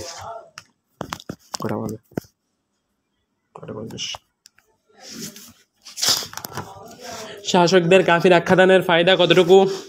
যারা শাসকদের কাফির বলার ব্যাপারে ভনভন করে তাদেরকে আমি সবসময় বলি, হে জামাত, ধরুন তারা সত্যিকারেই কাফির হয়ে গিয়েছে। এখন যদি তাদের ঊর্ধ্বতন কোনো প্রশাসন থাকে এবং তারা শাসকদের কাফির হওয়ার বিষয়টি জানতে পারে, তাহলে তাদের উপর ওয়াজিব হচ্ছে তাদের ক্ষেত্রে উপযুক্ত হাদিস, যে তার দিন পরিবর্তন করে তাকে তোমরা হত্যা করো, বাস্তবায়ন করা। যদি আমরা মেনেও নেই এসব শাসক কাফির হয়ে গিয়েছে, তাহলে তাতে আপনাদের লাভ কি? তাদেরকে কি আপনারা শাস্তি দিতে পারবেন? কাফিররা আমাদের অনেক মুসলিম দেশ দখল করে বসেছে। দুঃখজনক হলো সত্য, আমরা ইহুদিদের কাছে ফিলিস্তিন হারিয়ে বসে আছি। তো প্রশ্ন হচ্ছে আপনারা তাদের বিরুদ্ধে কি করতে পারবেন? বরং আমরা তাদের সঙ্গে কাজ করতে পারি যতক্ষণ না আপনারা আমাদের ধারণা মতে এইসব কাফির শাসকদের বিরুদ্ধে কার্যকরী ব্যবস্থা নিতে পারেন। 26 নম্বর দলিল টিকা। শেখ মোহাম্মদ ইবনে উসাইমিন রাহিমাহুল্লাহ বলেন, এই আলোচনা অত্যন্ত চমৎকার। অর্থাৎ যে সমস্ত লোক যারা শাসকদের কাফির বলে, তারা তাদেরকে কাফির বলে কি উপকার সাধন করতে পারে? তারা কি তাদেরকে ক্ষমতাচ্যুত করতে সক্ষম হয়? না, তারা তাদের ক্ষমতাচ্যুত করতে সক্ষম হয় না। প্রায় 50 বছর হলো ইহুদি ফিলিস্তিন দখল করে নিয়েছে, অথচ আরব অনারব মিলে গোটা মুসলিম উম্মাহ তাদের ফিলিস্তিন থেকে বিতাড়ন করতে সক্ষম হয়নি। তাহলে কিভাবে আমরা আমাদের শাসকদের ব্যাপারে জবান দারাজ করতে পারি? আমরা সবাই জানি যে তাদেরকে ক্ষমতাচ্যুত করার ক্ষমতা আমাদের কাছে নেই, বরং এর কারণে মুসলিমদের রক্ত প্রবাহিত হবে, সম্পদ হালাল করে নেওয়া হবে এবং সম্মান ভুলণ্ঠিত হবে। এরপর আমরা আমাদের লক্ষ্যে পৌঁছাতে সক্ষম হব না। তাহলে ফায়দা কি? এমনকি কেউ যদি নিজের ও তার রবের মাঝে বিশ্বাস রাখে যে এসব শাসক প্রকৃতার্থে ইসলাম থেকে বের হয়ে কাফির হয়ে গিয়েছে, তারপরও তা প্রকাশ করে ও প্রচার করে ফায়দা কি? ফিতনা ফাসাদ ও অরাজকতা উস্কে দেওয়া ছাড়া কোনো ফায়দা নেই। শেখ আলবানী এই আলোচনা অত্যন্ত বেশি উত্তম। তবে আমরা তার সঙ্গে এই মাসালায় বিরোধ রাখি যে তিনি বলেছেন তাদেরকে যতক্ষণ কাফির বলা যাবে না যতক্ষণ না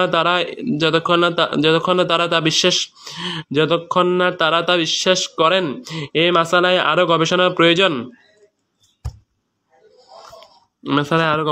এখানে কি আল্লামা ইবনে উসাইমিন ও আল্লামা আলবানীর সঙ্গে বিরোধের বিষয়টি বিষয়টি উল্লেখ করলে আল্লামা আলবানী বলেন, এই বিরোধিতা ও দ্বিমতের আমি কোনো সম্ভাব্য দিক দেখতে পাই না।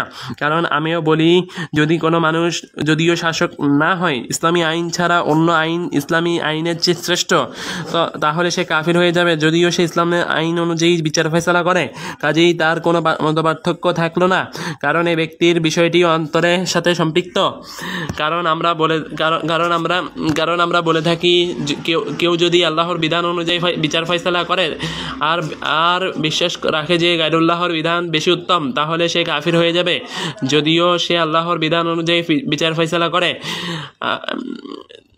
তার এই কুফরি বিশ্বাসগত কুফর। কিন্তু আমাদের কথা হচ্ছে আমলগত কুফর নিয়ে। আমার ধারণা মতে এমন কেউ নেই যিনি শরীয়ত পরিপন্থী মানবরচিত বিধানে আমাদের সঙ্গে বিচার ফয়সালা করেন, অথচ তিনি তা হালাল মনে করেন না এবং বিশ্বাস করেন না যে মানবরচিত বিধান সারয়ী বিধানের তুলনায় উত্তম। আর এমনটি হলে তিনি কাফির। এটাই বোঝা যায়, অন্যথায় কেন তিনি মানবরচিত বিধানে বিচার ফয়সালা করবেন? তবে কখনো দাপট ও ক্ষমতাধর ব্যক্তিদের ভয়ে মানবরচিত বিধানে ফয়সালা করতে পারেন, তখন তিনি তাদের তোষামতকারী বলে গণ্য হবেন। আমরা তখন তার ক্ষেত্রে বলবো, অন্যান্য পাপের কাজে তোষামতকারীদের মতো তিনিও একজন তোষামতকারী। এই বিষয়ে সবচেয়ে গুরুত্বপূর্ণ বিষয় হচ্ছে আমলগত কুফরির কারণে কাফির বলা আর একে কেন্দ্র করে শাসকদের বিরুদ্ধে বিদ্রোহ ঘোষণা করা। এটি হলো সমস্যা। তবে হ্যাঁ, যদি কারো কাছে এমন ক্ষমতা ও কর্তৃত্ব থাকে যে সে মুসলিমদের শাসন করে এমন কাফির শাসককে সংশোধন করতে পারবে, তাহলে আমরা তাকে অভিনন্দন জানাই। যখন শাসকগণ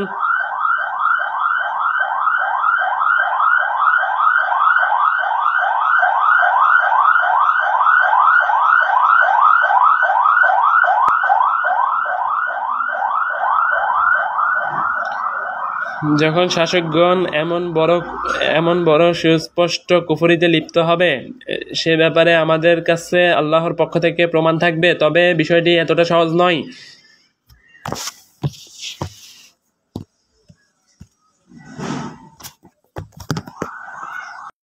ইসলামী হুকুমত কায়েম করার সঠিক পদ্ধতি।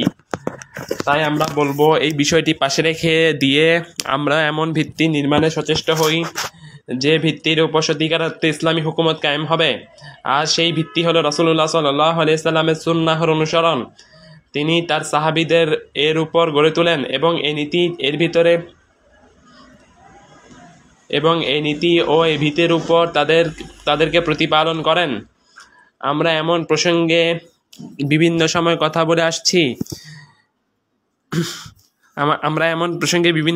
বলে আসছি যে যেসব মুসলিম দল সত্যিকার অর্থে ইসলামকে ফিরিয়ে আনার চেষ্টা করছে, তাদের উপর ওয়াজিব হচ্ছে শুধু মুসলিম দেশে ইসলাম বাস্তবায়নের চেষ্টা না করে গোটা পৃথিবীতে বাস্তবায়ন করার চেষ্টা করা। কারণ আল্লাহ তাআলা বলেছেন, ওয়াল্লাযী আরসালা রাসূলাহু বিল হুদা ওয়া দীনিল হাক্কি লিইয়ুযহিরাহু আলাদ দীনি কুল্লিহি ওয়ালাউ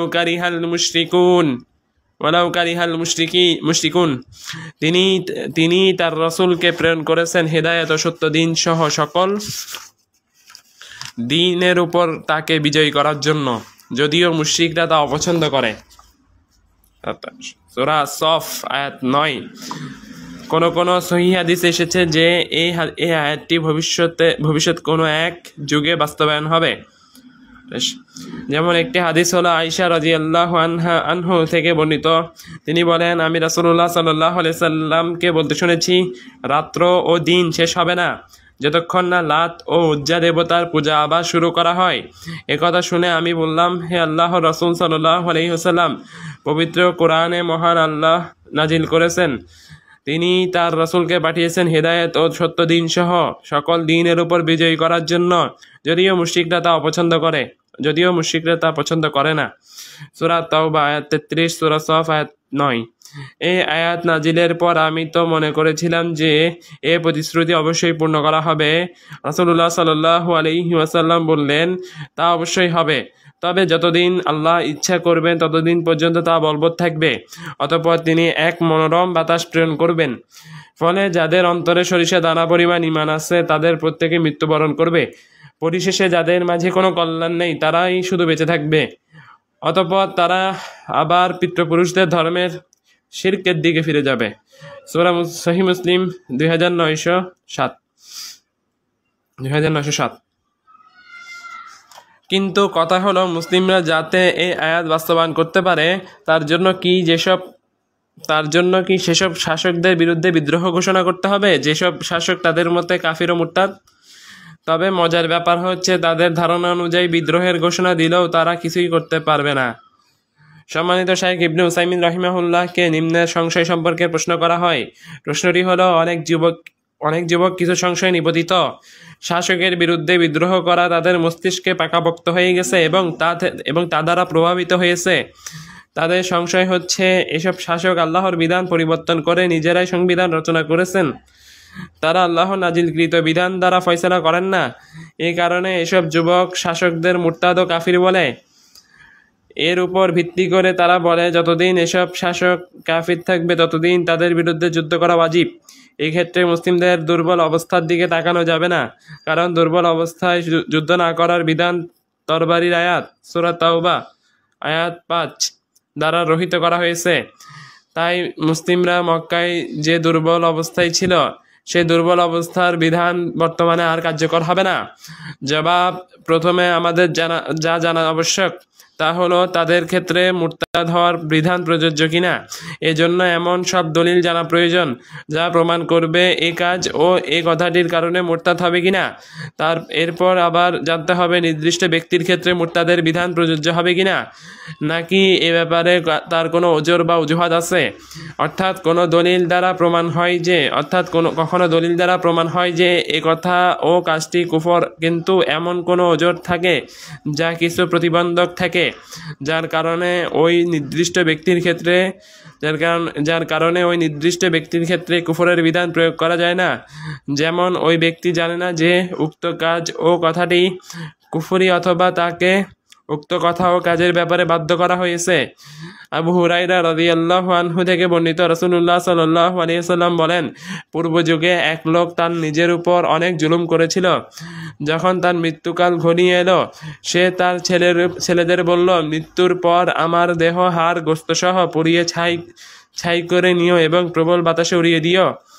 আল্লাহর কসম, আল্লাহ যদি আমাকে ধরে ফেলেন তবে তিনি আমাকে এমন কঠিনতম শাস্তি দিবেন যা অন্য কাউকে দেননি। যখন তার মৃত্যু হলো তার সঙ্গে তাই করা হলো। অতঃপর আল্লাহ জমিনকে আদেশ করলেন, তোমার মাঝে ওই ব্যক্তির যা আছে জমা করে দাও। জমিন তা করে দিল। এ ব্যক্তি তখনই দাঁড়িয়ে গেল।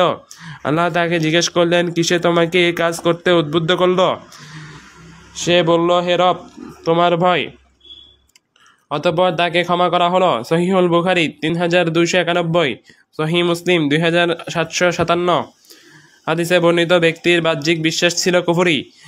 সে আল্লাহর শক্তি ও ক্ষমতার ব্যাপারে সন্দেহ পোষণ করেছিল। কিন্তু আল্লাহ যখন তাকে একত্রিত করে জিজ্ঞেস করলেন, তখন সে বলল, হে রব, তোমার ভয়ে এই কাজ করেছিলাম। ফলে আল্লাহ তাকে ক্ষমা করে দেন। উক্ত কর্ম তার অনিচ্ছাকৃত কর্ম বলে গণ্য করা হলো। এর আরেকটি উদাহরণ হচ্ছে, সে ব্যক্তি যে আনন্দের আতিশয্যে উট ধরে বলে ফেলে, হে আল্লাহ, তুমি আমার বান্দা, আমি তোমার রব, আর আমি তোমার রব। সহিহুল বুখারী 6309, সহিহ মুসলিম 2737। এটি ছিল কুফরি কথা, কিন্তু তাকে কাফির বলা যাবে না, কারণ সে আনন্দের কাছে পরাস্ত হয় এবং আনন্দের অতিশয্যে ভুল করে ফেলে। সে মূলত বলতে চেয়েছিল, আপনি আমার রব আর আমি আপনার বান্দা, কিন্তু ভুল করে বলে ফেলে, হে আল্লাহ, তুমি আমার বান্দা, আমি তোমার রব। কোনো ব্যক্তিকে কখনো কুফরির উপর বাধ্য করা হয় না।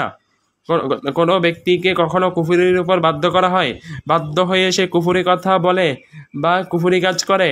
কোরআনে স্পষ্ট আয়াত অনুযায়ী সূরা নাহল আয়াত 106। এই কারণে তাকে কাফির বলা যাবে না, কারণ সে ইচ্ছাকৃতভাবে সেটা করেনি। এবং স্বেচ্ছায় তাতে জড়িত হয়নি। এইসব শাসকদের ব্যাপারে আমরা জানি যে পার্সোনাল ল এর ক্ষেত্রে যেমন বিবাহ, উত্তরাধিকার বা এ জাতীয় ক্ষেত্রে তারা কোরআন অনুযায়ী বিধান দিয়ে থাকে, তবে তা বিভিন্ন মাযহাব অনুযায়ী। তবে মানুষের মধ্যকার বিষয়ে তারা শরীয়ত পরিপন্থী কাজ করে। এমনটি করার পিছনে তাদের ওজর রয়েছে। ওজর হচ্ছে কিছু খারাপ আলিম তাদের কাছে সংশয় তুলে ধরে বলে যে নবী সাল্লাল্লাহু আলাইহি ওয়াসাল্লাম বলেছেন, তোমরা তোমাদের দুনিয়াবী বিষয় অধিক জানো। সহিহ মুসলিম 2362 সহিহ মুসলিম। রাসূলুল্লাহ সাল্লাল্লাহু আলাইহি ওয়াসাল্লাম এর বিধান ব্যাপক, তাই দুনিয়ার জন্য যা কল্যাণকর তাতে নিজের মত অনুযায়ী বিধান দেওয়ার স্বাধীনতা তাদের রয়েছে। কারণ রাসূলুল্লাহ সাল্লাল্লাহু আলাইহি ওয়াসাল্লাম বলেছেন, তোমরা তোমাদের দুনিয়াবী বিষয় অধিক জানো। নিঃসন্দেহে এটি একটি সংশয়, কিন্তু এই সংশয়ের কারণে তাদের জন্য কি বৈধ যে দণ্ডবিধি প্রয়োগ, মত নিষিদ্ধকরণ বা এ জাতীয় ক্ষেত্রে ইসলামী আইন বাদ দিয়ে অন্য আইনে যাওয়ার সুযোগ তাদের রয়েছে? যদি মেনেও নেওয়া হয় যে অর্থনৈতিক কিছু ব্যাপারে তারা সংশয়ে লিপ্ত, তারপরও তাতে কোনো সংশয় নেই। প্রশ্নে উল্লেখিত যুবক দল যে সংশয় পেশ করে তার জবাবে বলা হবে যে আল্লাহ তাআলা যুদ্ধ ফরজ করার পর বলেছেন, ইন ইয়াকুম মিনকুম 20 সাবিরুনা ইয়াগলিবু মিআতাইন ওয়া ইন ইয়াকুম মিনকুম মিআতুন ইয়াগলিবু আলফান মিনাল্লাযীনা কাফারু বিআন্নাহুম কওমুন লা ইয়াফকাহুন। তোমাদের মধ্যে 20 জন ধৈর্যশীল থাকলে তারা 200 জনের উপর বিজয়ী হবে, আর তোমাদের মধ্যে 100 জন থাকলে 1000 কাফিরের উপর বিজয়ী হবে, কারণ তারা এমন এক সম্প্রদায় যাদের বোধশক্তি নেই। সূরা আনফাল আয়াত 65। এই আয়াতের আনুপাতিক হার বলা হয়েছে যে 10 জন কাফিরের বিরুদ্ধে একজন মুসলিম যুদ্ধ করবে। এবার দেখুন পরের আয়াতে কি বলেছেন, আল-আনা খাফফাল্লাহু আনকুম ওয়া আলিমা আন্না ফীকুম ضعفا فإن يكن منكم مئة صابرة يغلبوا مئتين وإن يكن منكم ألف يغلبوا ألفين بإذن الله والله مع الصابرين। আল্লাহ এখন তোমাদের ভার লাঘব করলেন এবং তিনি তো অবগত আছেন যে তোমাদের মধ্যে দুর্বলতা আছে। কাজেই তোমাদের মধ্যে 100 জন ধৈর্যশীল থাকলে 200 জনের উপর বিজয়ী হবে, আর তোমাদের মধ্যে 1000 থাকলে আল্লাহর অনুজ্ঞাক্রমে তারা 2000-এর উপর বিজয়ী হবে, আর আল্লাহ ধৈর্যশীলদের সঙ্গে রয়েছেন। সূরা আনফাল আয়াত 66। কিছু আলিমের মতে এই আয়াত দুর্বল অবস্থার ক্ষেত্রে প্রযোজ্য, আর বিধান তার কারণ অনুযায়ী হয়ে থাকে। আল্লাহ তাআলা অনুপাতিক হার 10 জনে একজন থেকে কমিয়ে দিয়ে বললেন, আল-আনা খাফফাল্লাহু আনকুম ওয়া আলিমা আন্না ফীকুম ضعفا। আল্লাহ এখন তোমাদের ভার লাঘব করলেন এবং তিনি তো অবগত আছেন যে তোমাদের মধ্যে দুর্বলতা আছে। সূরা আনফাল আয়াত 66। আমরা আরো বলবো, আমাদের কাছে এমন সুস্পষ্ট দলিল রয়েছে যে দলিল এই বিষয়টি সুস্পষ্টভাবে তুলে ধরে ও বিশ্লেষণ করে। যেমন আল্লাহ তাআলা বলেন, লা ইউকাল্লিফুল্লাহু নাফসান ইল্লা উসআহা। আল্লাহ কারো উপর এমন কোনো দায়িত্ব চাপিয়ে দেন না যা তার সাধ্যাতীত। সূরা বাকারা আয়াত 286। অতএব আল্লাহ তাআলা কাউকে এমন বিধান চাপিয়ে দেন না যে ব্যাপারে তার সাধ্য ক্ষমতা নেই। আল্লাহ তাআলা আরো বলেন, ফাত্তাকুল্লাহা মাসতাতা'তুম। সুতরাং তোমরা যথাসাধ্য আল্লাহকে ভয় করো। সূরা তাগাবুন আয়াত 16। কাজেই আমরা যদি মেনেও নিই যে উদ্দিষ্ট শাসকের বিরুদ্ধে বিদ্রোহ করা ওয়াজিব, তারপরও আমাদের উপর ওয়াজিব নয়, কারণ আমরা তাকে অপসারণ করার ক্ষমতা রাখি না। বিষয়টি একেবারে স্পষ্ট। কিন্তু প্রভৃতি পূজারীদেরকে পদদুস্ত করে হ্যাঁ, পদস্থ করে শেষ।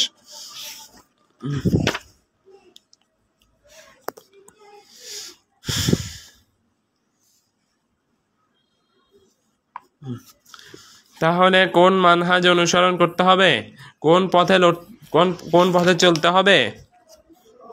নিঃসন্দেহে সেই মানহাজ ও পথ হলো যে পথের কথা তিনি সবসময় বলতেন এবং প্রত্যেক খুতবায় তিনি তার সাহাবীদেরকে স্মরণ করিয়ে দিতেন। তা হচ্ছে সর্বোত্তম হেদায়েত হলো মুহাম্মদ সাল্লাল্লাহু আলাইহি সাল্লামের হেদায়েত।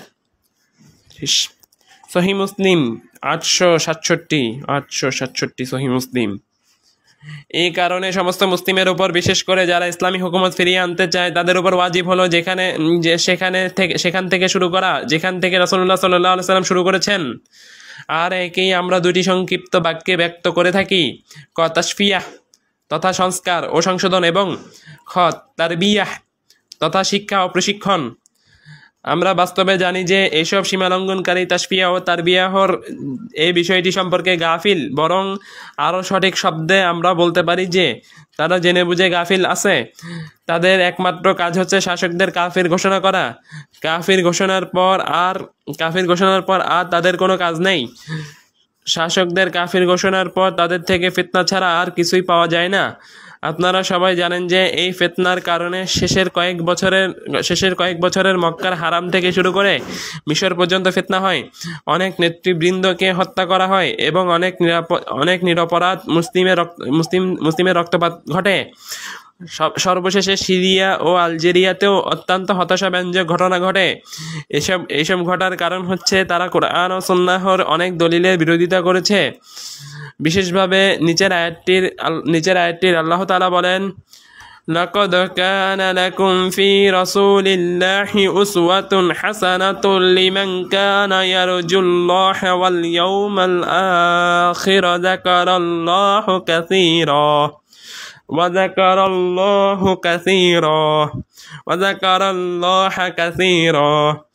তোমাদের মধ্যে যারা আল্লাহ ও আখিরাতের আশা করে এবং আল্লাহকে অধিক স্মরণ করে, তাদের জন্য রাসূলের মধ্যে রয়েছে সর্বোত্তম আদর্শ। সূরা আল আহজাব আয়াত 21।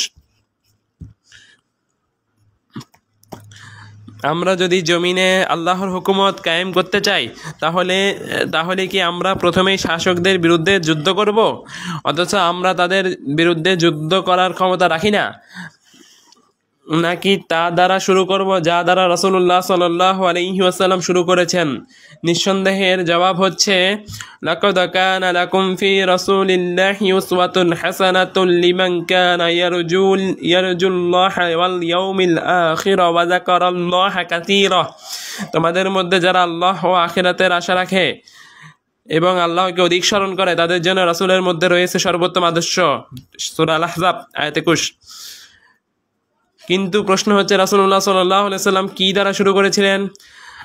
আপনারা জানেন যে রাসূলুল্লাহ সাল্লাল্লাহু আলাইহি সাল্লাম সর্বপ্রথম তাদেরকেই দাওয়াত দিয়েছিলেন যাদের দাওয়াত গ্রহণের মানসিক সম্ভাবনা ছিল। অতঃপর তার দাওয়াতে যারা সাড়া দেয়, যারা সিরাতুন নবীতে সুপ্রসিদ্ধ। অতঃপর মক্কার জীবনে মুসলিমরা বিরোধিতা, শাস্তি ও নির্যাতনের শিকার হন। এরপর প্রথম ও দ্বিতীয় হিজরতের হুকুম দেওয়া হয়। সর্বশেষে আল্লাহ তাআলা মদিনাতে ইসলাম কায়েম করলেন। এরপর শুরু হয় বিভিন্ন সংঘাত। একদিক থেকে কাফির ও মুসলিমের মাঝে যুদ্ধ শুরু হয়, আরেক দিক থেকে ইহুদি ও মুসলিমদের মাঝে যুদ্ধ আরম্ভ হয়।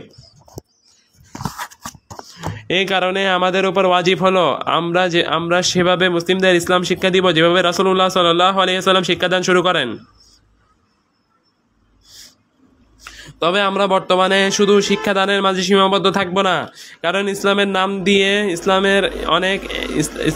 দিয়ে ইসলামে এমন অনেক কিছু প্রবেশ করেছে যেগুলোর সঙ্গে ইসলামের কোনো সম্পর্ক নেই, বরং সেগুলো সম্পর্ক বিদআত ও নব আবিষ্কারের সঙ্গে। আর এগুলো ইসলামের অট্টালিকা ধ্বংসের উপজীব্য। কাজেই দায়ীদের উপর প্রথমেই ওয়াজিব হচ্ছে ইসলামের নামে যা কিছু প্রকাশ করেছে তা থেকে ইসলামকে সংস্কার ও পরিষ্কার করা। এরপর দ্বিতীয় ওয়াজিব হচ্ছে এই স্বচ্ছ ইসলামের উপর উঠতি যুবকদের প্রতিপালন করা।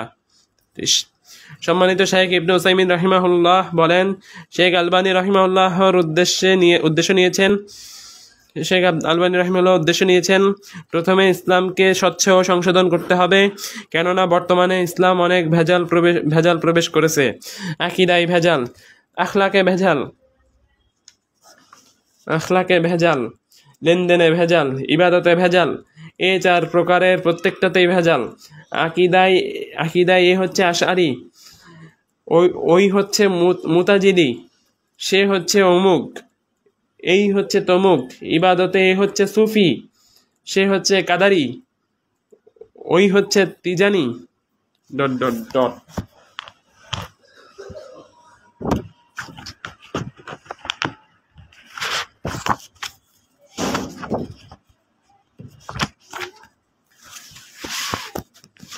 আমরা যদি শত বছর থেকে শুরু করি বর্তমান সময়ের ইসলামী দলগুলো নিয়ে এবং তাদের চিন্তা চেতনা ও অভিজ্ঞতা নিয়ে পর্যালোচনা করি, তাহলে দেখতে পাই আমরা ইসলামী হুকুমত চাই। এই স্লোগান, চিৎকার ও চেঁচামেচি ছাড়া তারা যেমন নিজেরা উপকৃত হয়নি, তেমন উল্লেখযোগ্য কোনো উপকারও সাধন করতে পারেনি। এই দুর্বল দলিলের মাধ্যমে তারা অনেক নিরপরাধ লোকের রক্তপাত ঘটিয়েছে, অথচ তারা কোনো কিছুই বাস্তবায়ন করতে পারেনি। আজ পর্যন্ত আমরা তাদের থেকে কিতাব ও সুন্নাহ পরিপন্থী আকীদার কথা শুনে আসছি এবং কিতাব ও সুন্নাহ পরিপন্থী কর্মকাণ্ড দেখে আসছি। এই প্রসঙ্গে আমি বলবো, একজন দায়ী একটি বাক্য বলেছেন, আমরা তার অনুসারীদের থেকে আশা করি তারা সেই বাক্যটি আঁকড়ে ধরবে এবং বাস্তবায়ন করবে। বাক্যটি হলো, তোমরা নিজেদের অন্তরে ইসলামী হুকুমত কায়েম করো, তাহলে তোমাদের জমিনে হুকুমত কায়েম হয়ে যাবে। 34। এই কথাটি বলেছেন হাসান হুজাইবি রাহিমাহুল্লাহ। তিনি ইখওয়ানুল মুসলিমিন এর পরামর্শদাতা ছিলেন।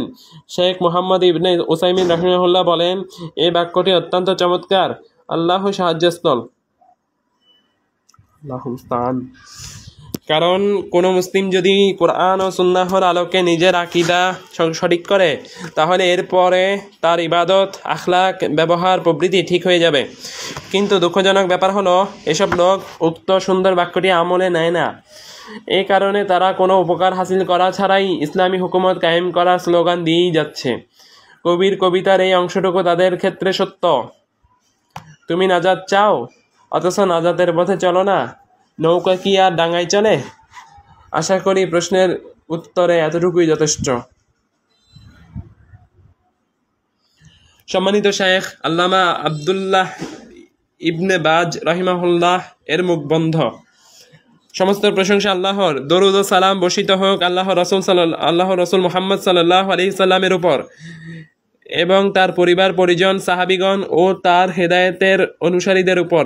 পর কথা হলো আল মুসলিমুন পত্রিকায় প্রকাশিত সম্মানিত শেখ মোহাম্মদ নাসির উদ্দিন আলবানী ওয়াফাকাহুল্লাহ এর একটি অত্যন্ত উপকারী ও বস্তুনিষ্ঠ জবাব অবগত হয়েছি। মানবরচিত বিধানে ফয়সালাকারীকে বিস্তারিত ব্যাখ্যা বিশ্লেষণ ছাড়াই কাফির আখ্যাদানের ব্যাপারে সম্মানিত শাইখকে প্রশ্ন করা হলে তিনি তার জবাব দেন। আমি আলোচনাটি অত্যন্ত বস্তুনিষ্ঠ হিসেবে পেয়েছি। আলোচনায় তিনি হকে পৌঁছেছেন এবং মুমিনদের রাস্তায় চলেছেন। ওয়াফাকাহুল্লাহ স্পষ্ট করে দিয়েছেন যে মানবরচিত বিধানে ফয়সালাকারী এমন ফয়সালা করাকে অন্তরে হালাল মনে করেছে কিনা তা না জেনেই শুধু তার এমন কর্মের কারণে তাকে কাফির বলা কারো জন্য জায়েজ নয়।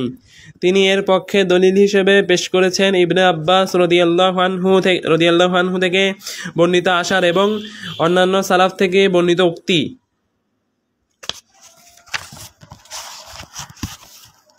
ওমান লাম ইয়াহকুম বিমা আনজালাল্লাহু ফাউলাইকা হুমুল কাফিরুন।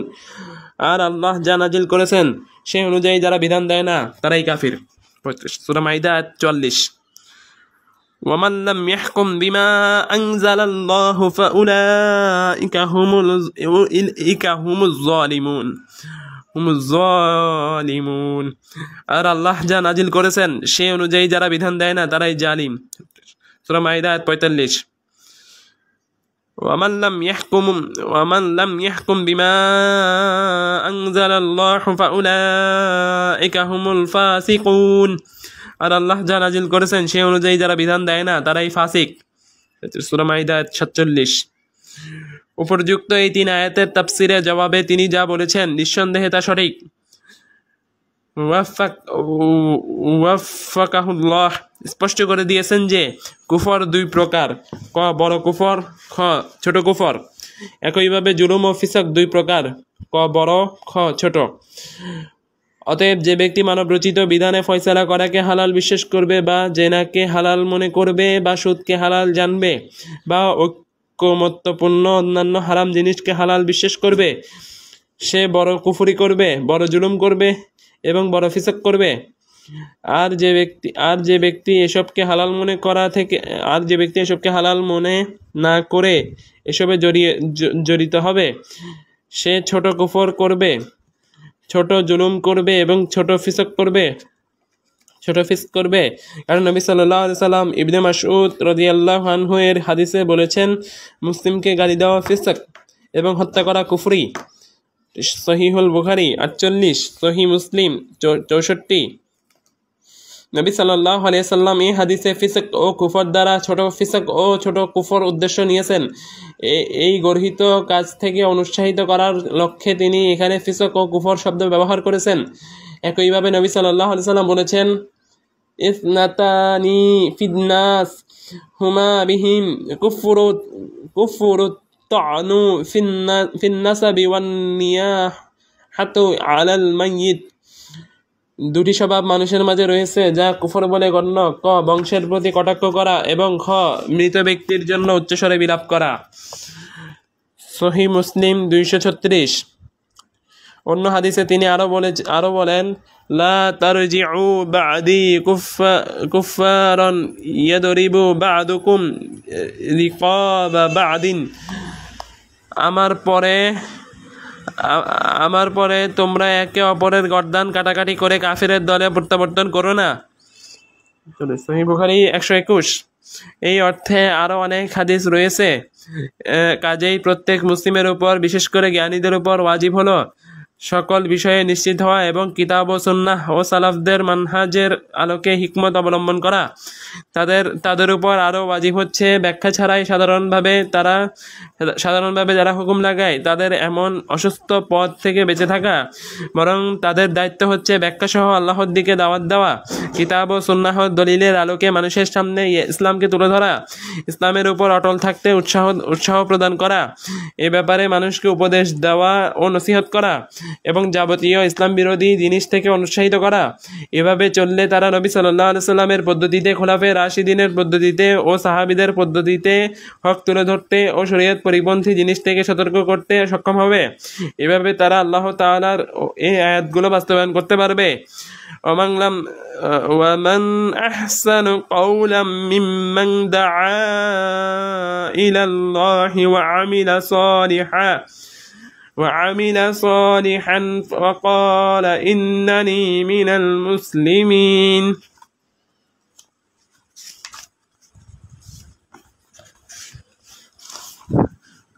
ওই ব্যক্তি থেকে তুলনায় আর কার কথা বেশি উত্তম হতে পারে, যে মানুষকে আল্লাহর দিকে আহ্বান করে, সৎ কাজ করে এবং বলে আমি মুসলিমদের অন্তর্ভুক্ত।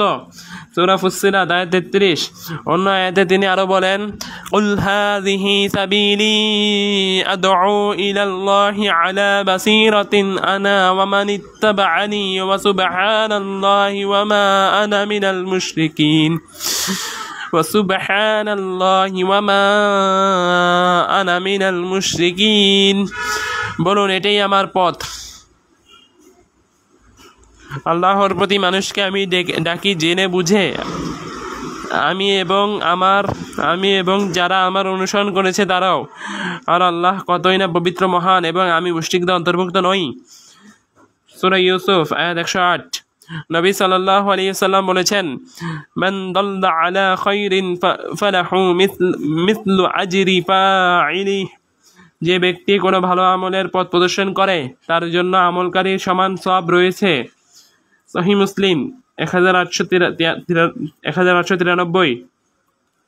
নবী সাল্লাল্লাহু আলাইহি ওয়াসাল্লাম আরো বলেন, মান দাআ ইলা হুদান কানা লাহু মিন আজরি মিথলু উজুরি মান তাবিআহু লা ইয়ানকুসু যালিকা মিন উজুরিহিম শাইআন ওয়া মান দাআ ইলা দালালাতিন কানা আলাইহি মিনা ইসমি মিথলু আসামি মান তাবিআহু লা ইয়ানকুসু যালিকা মিন আসামিহিম শাইআ।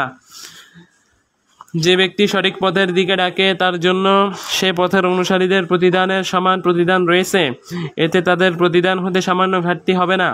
আর যে ব্যক্তি বিভ্রান্তিকর দিকে ডাকে তার উপর সে রাস্তায় অনুসারীদের পাপের অনুরূপ পাপ বর্তাবে, এতে তাদের পাপরাশি সামান্য হালকা হবে না। সহিহ মুসলিম 2574। নবী সাল্লাল্লাহু আলাইহি ওয়াসাল্লাম যখন আলী রাদিয়াল্লাহু আনহুকে খাইবারের ইহুদিদের কাছে পাঠান তখন তাকে বলেন, উদউহুম ইলাল ইসলামি ওয়া আখবিরহুম বিমা ইয়াবিবু আলাইহিম ফাওয়াল্লাহি লান ইয়াহদিয়াল্লাহু বিকা রাজুলান খায়রুন লাকা মিন আন ইয়াকুনু লাকা হুমরুন নাআম। তুমি তাদেরকে ইসলামের প্রতি আহ্বান করবে এবং ইসলাম গ্রহণ করার পর তাদের জন্য যা আবশ্যকীয় তা তাদেরকে জানিয়ে দিবে। আল্লাহর শপথ, আল্লাহ তাআলা যদি তোমার মাধ্যমে কোনো ব্যক্তিকে হেদায়েত দান করেন তবে তা তোমার জন্য রক্তিম বর্ণের উট পাওয়ার চেয়ে উত্তম। সহিহুল বুখারী 3009, সহিহ মুসলিম 2406। নবী সাল্লাল্লাহু আলাইহি ওয়াসাল্লাম মক্কায় 13 বছর অবস্থান করেন। তিনি সেখানে মানুষদেরকে উপদেশ, হিকমত, ধৈর্য ও উত্তম পদ্ধতিতে তাওহীদের ও ইসলামে প্রবেশের দাওয়াত দেন। এমনকি আল্লাহ তাআলা তার সাহাবীদের হাতেও সৌভাগ্যশীল ব্যক্তিদের হেদায়েত দেন। এরপর তিনি মদিনায় হিজরত করেন এবং তিনি ও তার সাহাবীগণ হিকমত, সুন্দর উপদেশ, ধৈর্য ও উত্তম পদ্ধতিতে বিতর্কের মাধ্যমে আল্লাহর পথে দাওয়াতি কার্যক্রম চালিয়ে যান। এরপর আল্লাহ তাআলা কাফিরদের বিরুদ্ধে তরবারির মাধ্যমে যুদ্ধ করার বিধান দেন। নবী সাল্লাল্লাহু আলাইহি ওয়াসাল্লাম ও সাহাবীগণ এই দায়িত্ব পরিপূর্ণভাবে পালন করেন। আল্লাহ তাআলা তাদেরকে শক্তিশালী করেন, সাহায্য করেন এবং প্রশংসিত ফলাফল নির্ধারণ করেন। এভাবে কিয়ামত পর্যন্ত যারাই তাদের উত্তমভাবে অনুসরণ করবে এবং তাদের মানহাজে চলবে তাদের জন্য রয়েছে প্রশংসিত ফলাফল ও সাহায্য। আল্লাহর কাছে দোয়া করি তিনি যেন আমাদেরকে ও আমাদের সকল দ্বীনী ভাইকে উত্তমভাবে তাদের অনুসরণ করার তৌফিক দান করেন। আরও দোয়া করি তিনি যেন আমাদেরকে ও আমাদের সকল দায়ী ভাইকে বিচক্ষণতা ও দূরদর্শিতা দান করেন, সৎ আমল করার তৌফিক দেন এবং তার সঙ্গে সাক্ষাৎ করার পর্যন্ত হকের উপর ধৈর্য ধারণ করার তৌফিক দান করেন। তিনি এসবের অভিভাবক ও এসবের উপর পূর্ণ ক্ষমতাবান।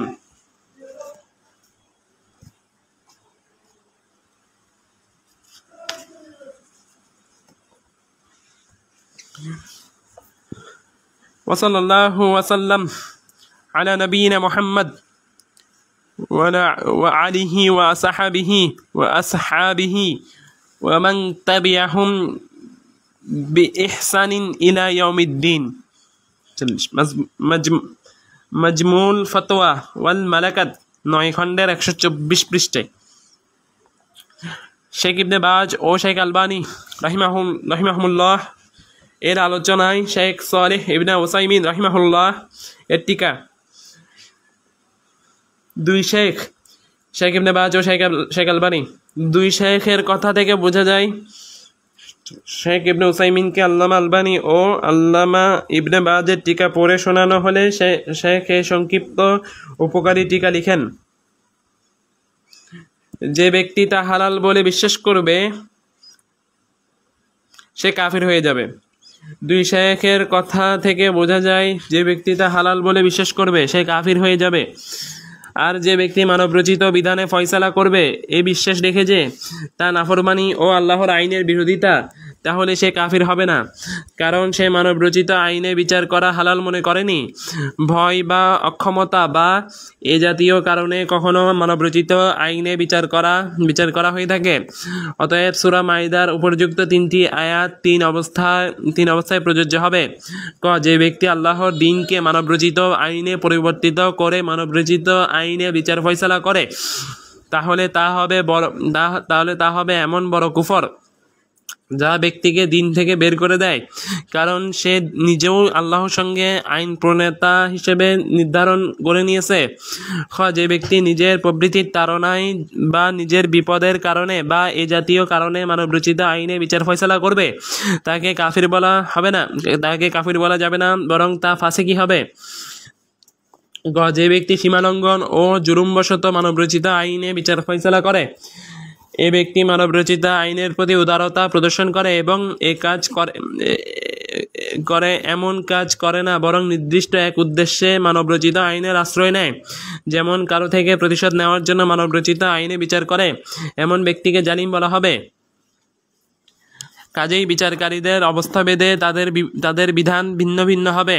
তবে কিছু কিছু আলিম বলেছেন তাদের সবার বিধান একই, আর তা হলো প্রত্যেক কাফির জালিম এবং প্রত্যেক কাফির ফাসিক।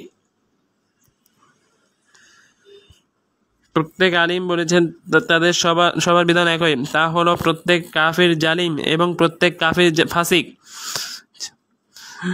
তারা এর পক্ষে নিচের 2 আয়াতকে দলিল হিসেবে পেশ করেন। আল্লাহ তাআলা বলেন, ওয়াল কাফিরুনা হুমুজ জালিমুন, আর কাফিররাই জালিম। 40 সূরা বাকারা আয়াত 254। অন্য আয়াতে তিনি বলেন, ওয়া আম্মাল্লাযীনা ফাসাকু ফামাওয়ায়াহুমুন নার, আর যারা ফাসিকি করেছে তাদের আশ্রয়স্থল হচ্ছে জাহান্নাম। 49 সূরা সাজদা আয়াত 20। এটি হচ্ছে বড় ফিসক। যাই হোক, মানুষ লক্ষ্য করবে ফলাফল কি আসতে পারে, যেমনটি শেখ আলবানী